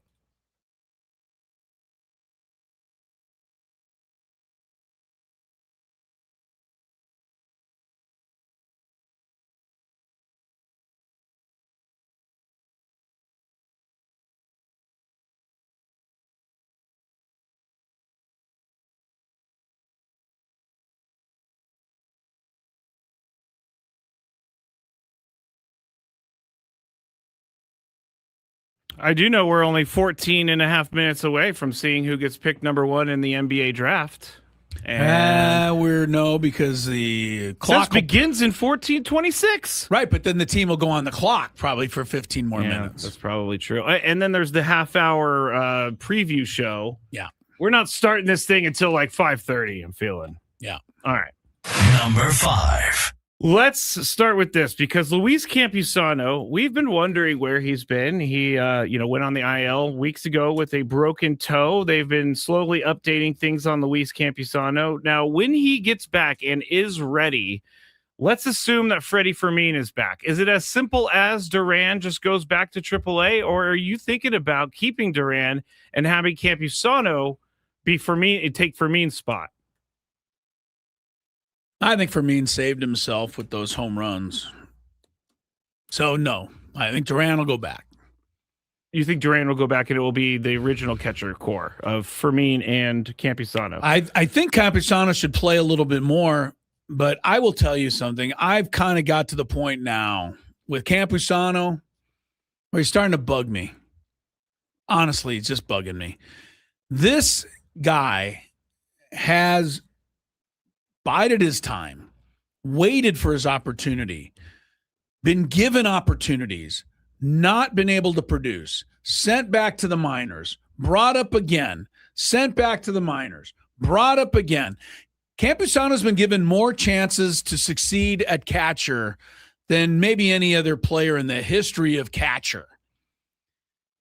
And then his chance comes. He's having a good year. He's hitting 288. He's got some home runs. He's driven in some runs. He's got a 958 OPS, which is better than, dare I say, anyone on this team. And the starting catcher goes down, and it is his chance to finally make it. And he breaks his toe. And everybody says this is an injury that requires pain management. I don't know. Then manage the pain. I'm not saying return in 2 days. I'm not saying return in 2 weeks. But I'm saying that the opening of the window for Campusano to return, he went out on May 5th. That's 6 weeks ago. I just think you got to find a way in. This is your chance. And now I understand he's got an oblique problem. Can be? Yeah. And I didn't read that. Yeah, he's got an oblique issue, and he's down there, and he's facing some live pitching, but he's not yet ready for this, that, and the other. I don't know what it is. It's hard when you're sitting on the outside because you don't know. I just know that chance number 10 for Campusano is going by the boards. And I would have forced my way back in. I would have told them, you play me with a broken toe. You do whatever. This is my chance to finally belong and finally earn my spot. So I'm disappointed in Campusano that he hasn't been able to come back. And we hardly ever even hear of it. Like he's still, sounds to me like he's another month or two away. And maybe that's, the fault of the people who said that a broken toe shouldn't be something that bad. But I'm sorry, man. 2.5 months. I'm tired of waiting around for him. Is there maybe a reason that he's just not ready to come back? Yeah, I'm sure it is. Maybe. So why are you mad at the guy? I don't know. I just was it maybe you just said this. Maybe you just said this, but it was a foul ball that hit his foot? Yeah, he broke his toe on a foul ball. I mean, totally. I would have thought he would have been back too. Totally should have been out for a while. And he was out for a while, but he's been out way too long in my mind. I would have totally thought he would be back at this point as well. I would think that a broken toe maybe is like a month. I mean, you can say whatever you want. You can hide behind whatever injuries you want out there. But there's just certain guys that would will themselves back. I just think they would. I'm sorry I'm being unfair if you think I am. But I think you have to ask the question, if and when Campusano comes back, who should play? Oh, he's coming back at some point. I mean, it's not like he has a concussion. I would think that Fermin might be out longer with the concussion symptoms. We know how that's going. Campusano's on 6 weeks, and he's nowhere near coming back. And every time I read about it, so it's not fair to him if they're reporting it wrong, then that's on, the reporters. But the reports are he's facing live pitching. He's going through drills, but now he's got an oblique thing. So he's not ready to, Yeah, that's not good. So he's not ready. Yeah, that's not great. I don't get it. Yeah, the oblique thing really. You're bothered by the toe. I get bothered by oblique injuries. I'm not bothered. I'm bothered by all of it. I'm tired of guys just being hurt all the time. I what can I say? They do me no good. I understand injuries are part of the game, but after a while, I'm like, enough. I got to move on. I got to find something else. Well, Craig Kittle. I called him Greg Kittle. George Kittle is recovering from an Achilles injury that he had. He said he's going to try to get back by week 1, but really what happened on the pardon my take. They asked him about all of the football stadiums that use artificial turf putting in grass. And they said, what do you think about that? And Kittle said, quote, if you could put grass in MetLife and in SoFi, I think you could do that year round if you really gave a bleep. I mean, that's my opinion. I think if you pulled every single player, I'd say 90% would say they would prefer a grass field and 10% say they don't care. But 90% of guys prefer to play on a grass field. So it's just like you just showed you could do it. So then why don't we do it? End quote. So I'm up first. Do you think the NFL is eventually going to have to listen to players? I don't think they're going to, but I think it's going to get loud. I think the players are going to be very loud about this because you willingly brought grass into all of these stadiums after telling players for years it's not sustainable or feasible to put grass in your stadium. So if you could do it for World Cup, you got to be able to figure out how to do it for the NFL. Chris? The only thing I'll support the NFL in on this particular item is maybe, the grass they're talking about that they're using for the World Cup gets torn up differently in an NFL game than it does in a soccer match. But I don't know enough about it to be sure. Me neither. That said, yeah, it seems like a no-brainer. You've figured out how to do this grass thing for the World Cup. So the NFL, let's put it down. The NFL should spare no expense ever for anything, right? When it comes to you would think to the layout of the stadium and the turf and everything should be 100,000% first top-notch class thing for these players with the kind of money this league has. Yeah, they put so much money into making sure that their players are healthy, but they will not put in grass. So, which George Kittle is thinking that maybe his Achilles. There's been some 49ers injuries. There's been lots of injuries. I know that some of the Giants players. Don't a lot of guys get injured at the Giants stadium, yes, it seems like? It is. MetLife Field is one of the worst for it. And now Aaron Rodgers is another example of that. A couple years ago when he was with the Jets. Tore his Achilles. Yeah, you'd think that they'd invest in it. So maybe they have a reason that I don't know about. I would hope. Number 3. We talked about Becky Hammon, the Aces coach, talking about Jalen Brunson not being a quote-unquote 1A dude. Well, she was asked about what she said now that they've won the NBA Finals, and she is not going to back down from this at all. She said, quote, Jalen, all he did was prove history wrong. He proves he's an outlier, so you could put his name next to Steph Curry and Isaiah Thomas. I thought he played brilliantly, especially down the stretch. I mean, he was that 1A dude, but apologize? Never going to apologize for having an opinion. That's what ESPN pays me for. Do you agree with Becky Hammon, or should she just apologize for this? Should she apologize because her opinion turned out wrong? I don't think so. I think most of the time her opinion turns out to be right.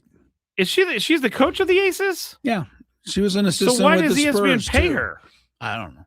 She was an assistant for the Spurs too under Popovich. No, I knew that. I think she's pretty smart. I don't think you should apologize for every take that is wrong. I agree with Otherwise, you shouldn't, takes are no good, right? You have to, have an opinion. Yep. They're not all going to turn out right. We'll get you set for tonight's game. Maybe finish the Big Five next on 97.3 The Fan.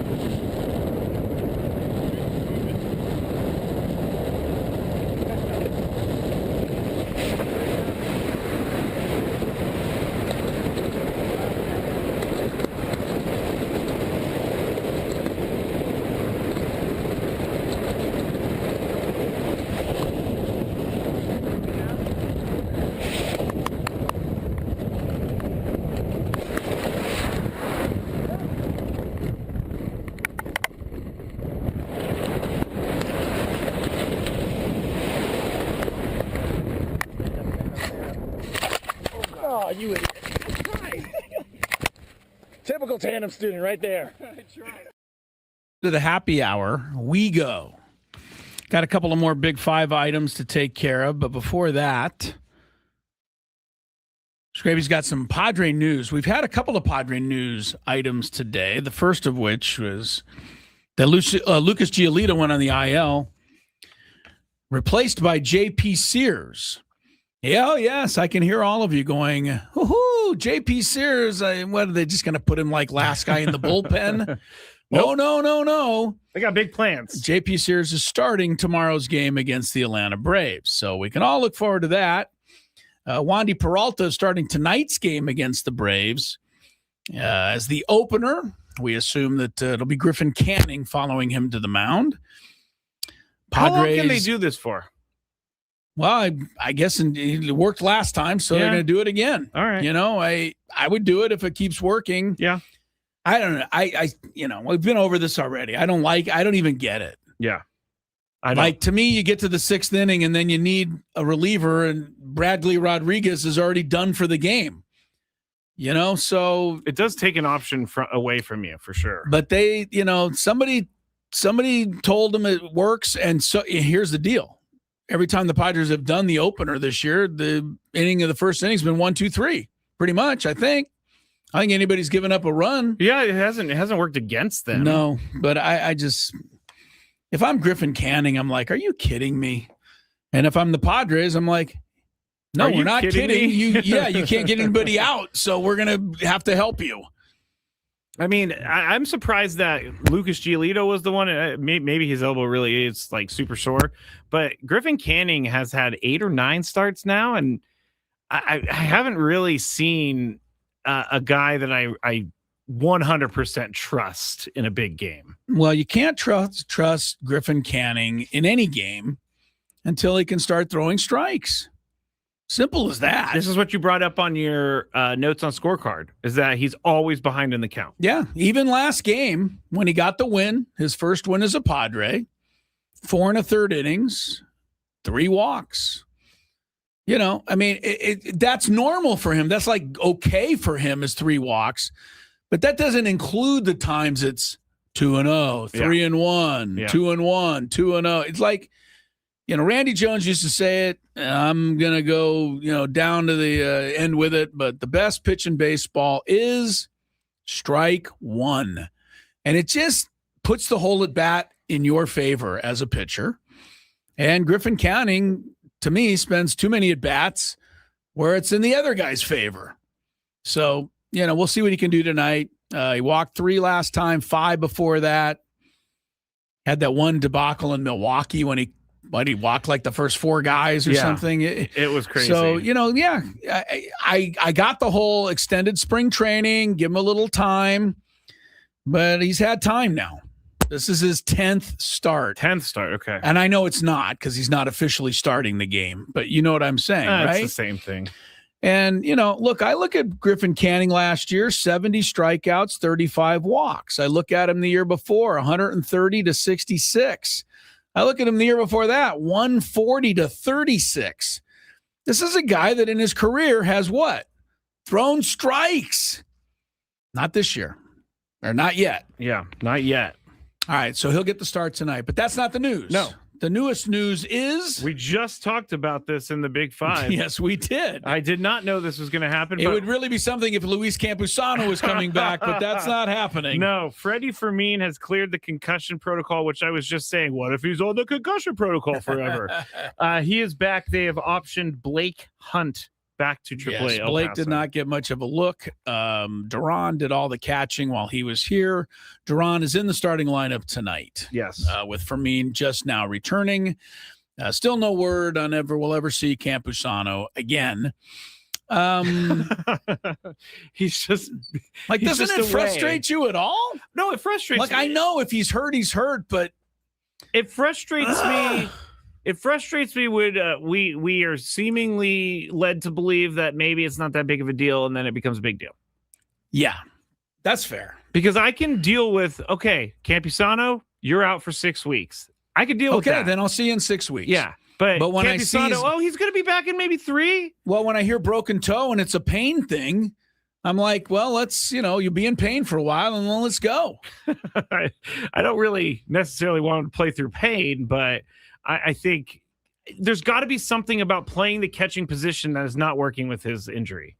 And then hurting your oblique, doing what? That's the other thing. What could he have hurt his oblique doing? He's not doing anything. Is he swinging at least? I don't know. maybe he's throwing those heavy I medicine just balls don't at know. the. There's certain guys that are hurt all the time. And this one wasn't even his fault. One of your favorites is the guy in the NBA. Zion. Zion. He played a lot of games last year, so I had to good for shut him. up. Yeah, but it won't be long. He'll be back on the IL. It won't be long. No. I mean, Ben Simmons spent his whole career on that And now IL. he's a professional fisherman. Good for him. So And it worked out. Finally found something he can do well, which is sit down. Sit down and basic. Oh, I'm going to anger the Fisher people again. Yeah, I know. Remember last time I brought this up? We did the whole thing on fishing, and the fishing people were not happy with you. I got more DMs about how fishing is more skilled than golf, and I was like, I never said it wasn't skilled. I just think you throw a thing in the water and a fish comes and gets it. It is, you pointed out when you caught your, 100-pound halibut? Yeah, 100-pound halibut. Yeah, you're on the board with that. Yeah. But yeah, you brought it up. I mean, it takes a lot of strength and agility to bring the fish in. But the rest of the time, you're kind of just sitting there. Cole says, don't anger the fishermen. I'm not going to let's anger leave, the fishermen. Yeah, I don't want to gang them either. NBA draft is underway. Washington's on the clock. They got 3 minutes to change the future of the franchise. They already re-signed Trae Young, which is a $140 million mistake. I agree. Because I don't care how many points he scores. He never wins a game.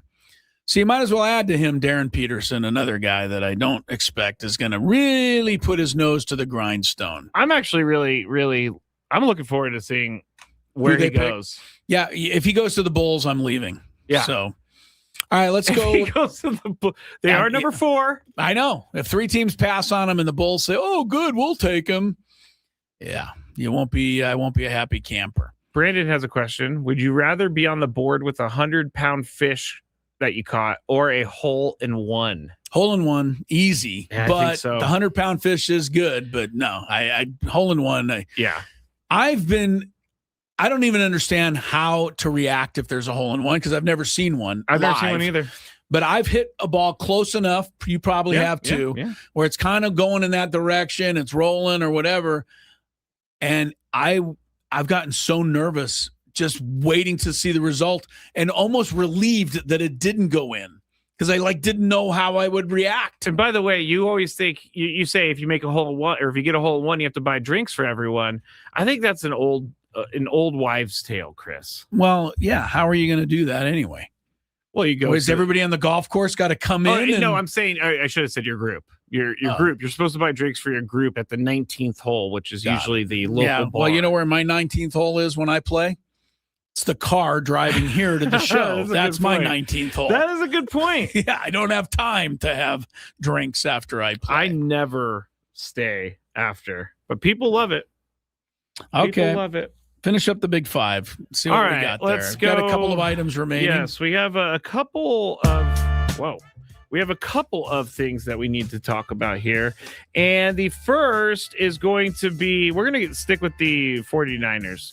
A breakup between the 49ers and wide receiver Brandon Ayuk is pretty inevitable at this point. What was the latest? What I read that he said he's he loves the Commanders now. Yeah, he said go Commanders. He is so weird. He is what a problem. Why do the 49ers even still put up with him at all? Because they're trying to find a trade partner, but it's not looking like it. But ESPN's Jerry Fowler reported that multiple teams are waiting for his release so they don't have to give up anything in a potential trade because they know at some point the 49ers are just going to have to cut bait and then they can go after him. The reason he wants to go to the Commanders is because he has a relationship with Jaden Daniels when they played at Arizona State together. So I don't know. But my question, Chris, for you, if you're an NFL executive or an NFL front office, would you give him a chance? No, I would not. Thank you. I've been through this before. There are other talented wide receivers that don't come with that baggage. So get one that doesn't. Yeah. Let the other team have the guy with the baggage. Can Ayuk go out and catch a pass? Of course he can. But there are hundreds of guys that can do it. Now, certain players, I guess maybe you put up with a little bit. Yeah, maybe Tyreek Hill was worth, some of the problem. But Brandon Ayuk is certainly not worth that, is he? I don't think so. I don't think so. Like I said before, I don't understand why the 49ers are even still messing with him. Just release him and eat it and lose it. There's also probably cut some your sort losses. There's cut also your some losses. date that they have to wait till, and then they can release them. And then the cap cut your losses at this point. I think they are. I don't think this is going to be better. Even George Kittle took shots at Brandon Ayuk on that podcast. They asked him about it. He said, "Yeah, I would be really unhappy with the team or with someone who paid me $130 million to play football." And so that's a shot right at Brandon Ayuk. But I wouldn't take a chance on him either. He needs to show for a season that he is on the right track before a team brings him in, because this just seems like a disaster waiting to happen for anyone who wants to bring him in. I feel bad for the guy. I think that he's suffering from some sort of mental health issue, and he very well could be, because his behavior is a little hard to put a handle on. It's out there. It's erratic. It's very sad to see this happening to such a young guy. But anyway, good news for the Wizards fans. There might be two out there. Oh, there you go. They did not draft Daryl Peterson. Look at that. Darren They started it on time. Yeah, they went with AJ Dybantsa. BYU goes to the Wizards. Number 1 pick in the NBA draft. Now it's up to the Utah Jazz to ruin their future. Let's see what happens here. Let's see what the next pick goes. All right. But Dybantsa is a Wizard. Okay. The last one we have. Yeah. The 2026 Major League Baseball Home Run Derby. By the way, we talked about it. It's going to be changed. There's not going to be a time limit anymore. It's going to be a certain number of swings. It's also going to be on Netflix this year. But the Houston Astros. Good. Easier for me to avoid it. Yes. Actually, no. You go to Netflix a lot, right? Yes, but I have to make an effort to go to Netflix. Okay, gotcha. Like I won't happen by it. Yes. Like ESPN is like, click on that channel autumn, Yeah, totally. But Netflix, I have to really want to watch the Home Run Derby to go there, and I'm not going to have to worry about it. Well, Astros slugger Yordan Alvarez, he leads the American League with 25 home runs, said he's not interested in competing this year. He doesn't plan on participating, but he will in the future. So my question, I'm up first, is the Home Run Derby going the way of the dunk contest? I'm waiting for that day to happen, where it's now just minor leaguers doing a Home Run Derby, because you mean, but in the sense that no good players go to the dunk contest. Yeah. Like some of these guys, because they're all afraid of getting hurt. They're all afraid of doing something. They're all well, the other thing is the guy who won the dunk contest, if I'm not mistaken, Mac McClung. Is a minor or he's a G League guy. G League guy. He plays in the NBA like 2 games a year. Yeah. And he wins the dunk contest. He's not even in the league. He's not. So that's kind of a joke, isn't it? Yeah, it is. But having big names like this turn it down, I think there's going to be a point where these guys, do they get paid for it? I wonder if they get paid to participate in the dunk contest, or the I think it used to be Derby. worth it to them for shoe deals and that kind of stuff. But they don't need it anymore. Yeah, don't need it anymore. All right, that's it for the Big Five today. Okay. We're broadcasting live from the Bill House Studios, where we know how. All right, Croatia just got on the board. All you Croatian fans. Thank goodness it's the first goal I've seen all day. We've been watching soccer since 9 a.m. Finally, there's a goal. Croatia won. Panama, nothing. Nil. England and Ghana, 0-0 earlier. All right, AJ Dybantsa, the number 1 pick in the NBA draft. What path will he take in his NBA career? I think it's funny that people say, the number 1 pick, you can't miss. Oh, really? Wait till you hear some of these number 1 picks in the history of the NBA. It's comical at best. And get you more ready, Padre Braves. Stick around. Bannon Woods is a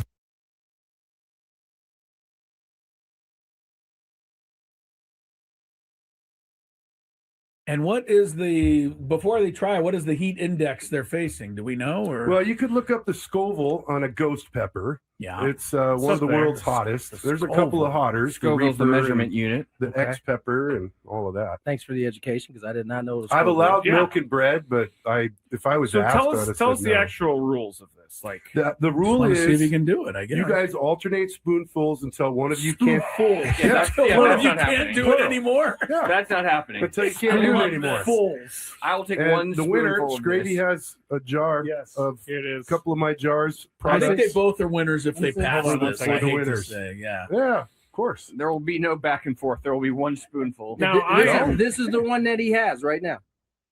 The 38, Maybe. Okay. All right. No, maybe. this right here, I've been putting on some of my turkey burgers. Good stuff. This is hot. Okay. All right, are we doing All it? right, Here we go. All right. Let's Adam's do it. ready. This is a There, full away he goes. spoonful He of does the- have a full spoonful for those listening. This on that. I'm literally sweating watching him That's do a this full right now. spoon? That's a full spoon. All For right. sure. That is a full down the spoon. hatch we go. All All right. right. And man, he went the whole thing. He did not. My He turn? did not trickle that down the throat. He He just. hasn't reached for the milk yet. Scraby's coming over. When does the heat kick in? Oh. I knew it. When does the heat kick in? Wow. You better go, dude. There goes Skraby. They Scraby, both did it. did you swallow that, Scraby? Yeah. That is some good stuff. It's delicious. delicious. We're gonna see it. Tasty. I'm gonna watch you now. I'm feeling it already. Adam, are you? No. He's Adam's feeling good. feeling nothing. All right, so take another spoonful, Adam. You'll win. Oh, come on. Now we're double dipping. Yeah, he's all you one can't put your spoonful. same That's spoon not in what there. the competition's all about. We always said Spoonful that. too? Yeah, go for Oh it. yeah.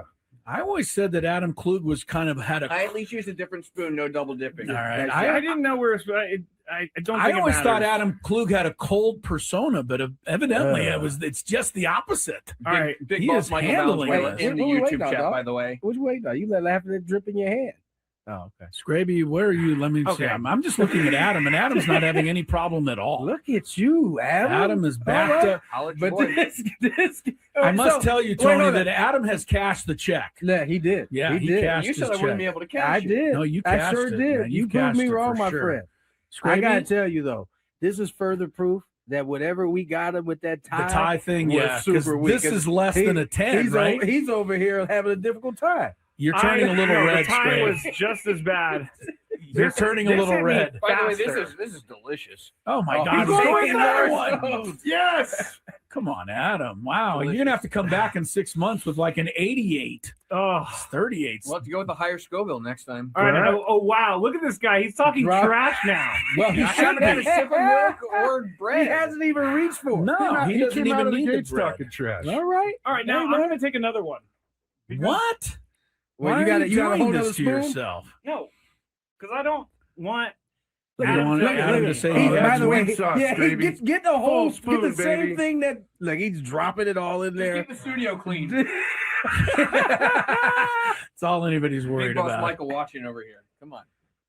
Ooh, boy, Scrabe, get back in front of the camera.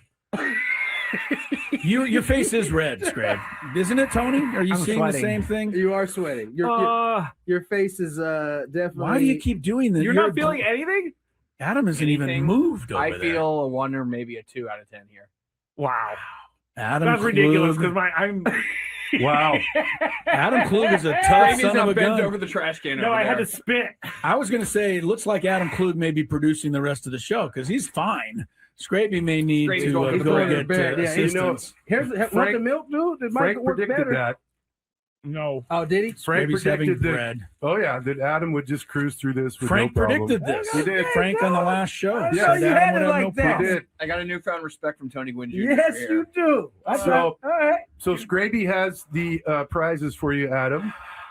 You have won a jar of the ghost. You can pepper have as much of this salsa as you want at all and times. the Yeah. Mr. Lane's Roasty 38 chili powder. You should let me have that chili powder though.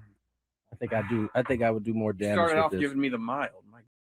And what is before they try, what is the heat index they're facing? Do we know? Or Well, you could look up the Scoville on a ghost pepper. yeah. It's one of the Something. world's hottest. There's a couple of hotters. Scoville's the Reaper measurement and unit. the Okay. X pepper and all of that. Thanks for the education because I did not know. I've allowed Yeah. milk and bread, but if I was So asked, tell I'd us have the said no. actual rules of this. Like The rule Want to see if you is can do it. I guess you guys alternate spoonfuls until one of you can't. Until one of you not can't happening. do it anymore. Yeah. That's not happening. Until you can't do it anymore. Fulls. I will take And one the winner, spoonful of Skraby, this. has a jar Yes. of Here it a is. couple of my jars. I think they Products. both are winners if they pass Hold on one this. second. I The hate to winners. say, yeah. Yeah, of course. There will be no back and forth. There will be one spoonful. Now, This is the one that he has right now. The 38? Maybe. Okay. All right. No, Maybe. this right here, I've been putting on some of my turkey burgers. Good stuff. This is hot. Okay. All right, are we doing All this? right, Here we go. All right. Let's Adam's do it. ready. This is a There, full away he goes. spoonful God, he of does the- have a full spoonful He for those does. listening. Which on that. is I'm literally sweating watching him do a full this right now. spoon? That's a full spoon. For all right. sure. That is a full down the spoon. hatch we go. All right.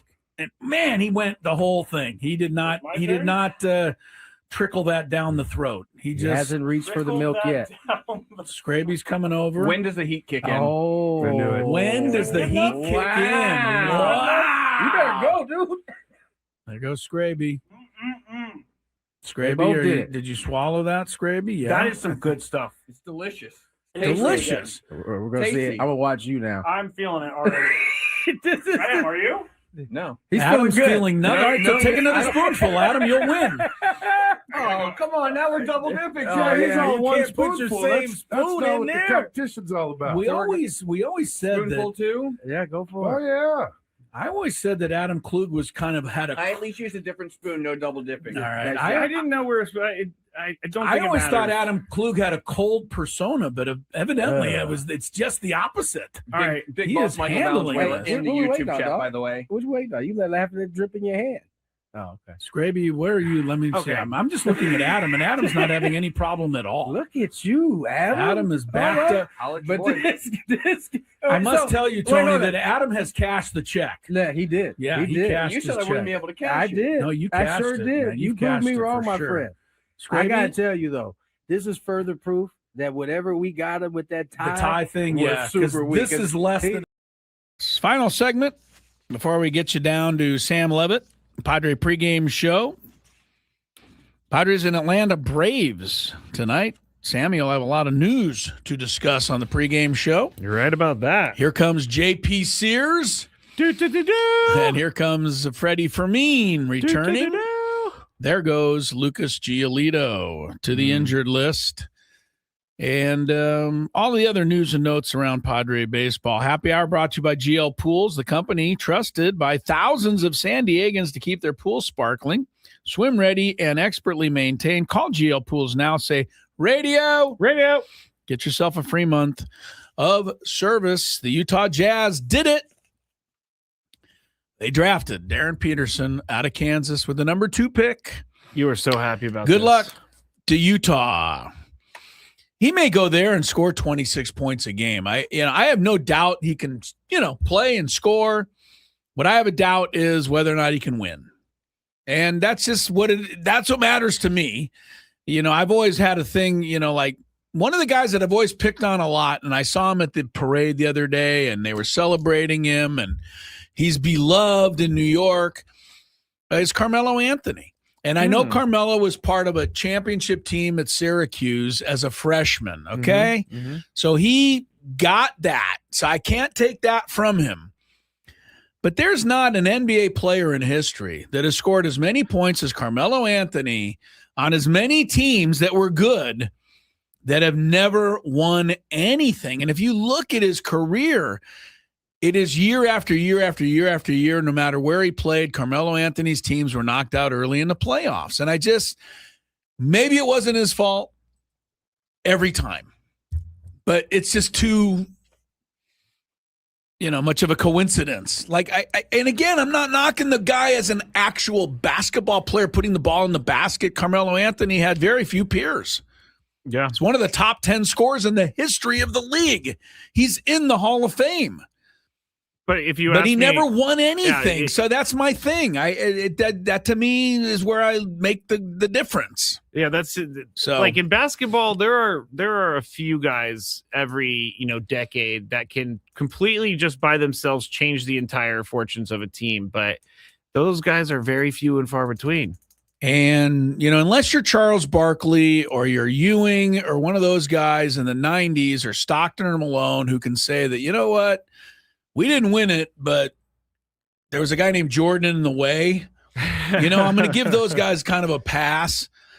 But, you got to be able to win to go to that next level. There's a lot of great guys in the history of the NBA have scored 25, 30 points per game, but you never saw them play in a game that mattered. Yeah. So anyway, we'll see about Darren Peterson. I'm not a fan. But you look at the number 1 picks, and you say, well, the guy's got to be good. Well, this year it's A.J. DeBansa for Washington, so good luck to him. But here's the list of guys he's joining, or a partial list. About 2 years ago, Zachary Risacher of the Atlanta Hawks. I remember his name being very hard to, but I couldn't tell you anything he did this year. I don't even know that he played. I watched the Hawks in the playoffs. Was he even in their rotation? What's his name? Zachary Risacher, Risacher. Maybe he got hurt. I don't know where he was. I'll give you another classic player, and this guy wasn't hurt, and he was playing, and he was in the playoffs, and he was an embarrassment. But the number 1 overall pick in 2018 was DeAndre Ayton. The Lakers found out about him this year. They got him. He scored 10, 12 points. He got 9, 10 rebounds. But by the end of that series in the playoff, they didn't want him anywhere near off the bench. Do you remember, I think J.J. Redick turned to his assistant. They caught it on camera, and he said, we can't win with this guy out on the floor. I don't remember what he said, but it was like that. Yeah. I mean, this is the number 1 pick. So you know how much talent DeAndre Ayton had. He came out of Arizona. He was incredible. But he doesn't work. He didn't play. He didn't care. Markelle Fultz, 2017. Look up his career. I don't need to because I know he missed a lot of shots. He missed a lot of games. He was hurt a lot, but he never had any kind of career. Ben Simmons was a number 1 pick in 2016. We've gone ad nauseum over that guy. 2013, Anthony Bennett, picked by Cleveland out of UNLV. Scored 4 points a game his rookie season and didn't do a whole lot better than that after. It's I guess what I'm trying to say is being the number 1 pick is terrific, but the work starts after you're picked. And I think a lot of guys just don't get that. Kwame Brown, Washington Wizards, 2001, one of the worst centers in NBA history. Lakers ended up with him at the end, and they were like, what are we doing? Clippers, 1998. How about Michael Olowokandi? Oh, I remember him. Another disaster. Complete, total, utter disaster. I mean, the league is littered with him. Derek Coleman with the Nets in 1990. What about Adam Morrison? Adam Morrison wasn't a number 1 overall pick. Oh, really? So. I thought he was. Yeah, I'm only giving you guys that are number 1 overall pick. Can't miss. Best of the best. Cream of the crop. Who's the best? But I just gave you like 10 guys that are a disaster. Go through the number 1 picks and find the best one that still plays. That still plays? Well, there's a lot of good ones that still play. I mean, Wembanyama was number 1. Paolo Banchero, Cade Cunningham, Anthony Edwards. I think Wembanyama does it. Right? But all of those guys are good. Cooper Flagg looks like he was pretty good last year. I mean, there's been some amazing number 1 picks over the years. Kareem was a number 1 pick. Yes. Oscar Robertson, Magic Johnson, Tim Duncan. Okay. David Robinson, Hakeem Olajuwon, James Worthy. There's Hall of Famers, right? There's a lot of guys that have lived up to what ability they had. That's the who's who. Yeah, right. They've lived up to the ability they had. And I'm sure that, you look at Lou Alcindor coming out of UCLA, Kareem Abdul-Jabbar, probably had every much as skill as DeAndre Ayton. Yeah, probably. But Kareem Abdul-Jabbar developed and went in, and was the greatest player ever. DeAndre Ayton took his skill and, went and ate cheeseburgers. I don't know what he did. So no, that was Zion. Well, right, but you know what I mean? The whole thing separates once you're drafted. How are you? Maybe Darren Peterson, the guy here gets drafted 2nd by Utah, maybe puts a chip on his shoulder and says, hey, I should have been number 1. I'm going to go show him. That's probably how it should happen. That would be good. But also when you have been touted as the best basketball player ever from growing up in your community, in your town, it's hard to have that work ethic. Very hard. It's very hard to have that work ethic when you're so great the whole way. Number 3 pick was Cam Boozer, went to Memphis. Number 4, as expected, the Bulls get Caleb Wilson from North Carolina. Do you like this? I have no idea, but if he can just be half as good as the last guy we took from North Carolina, it'll work out for the Bulls a little bit.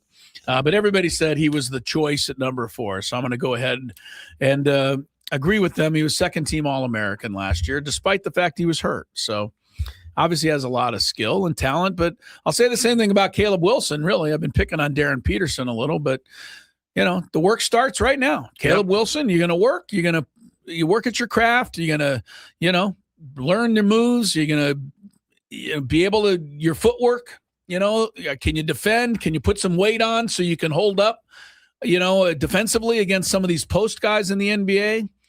Whatever, it's going to take.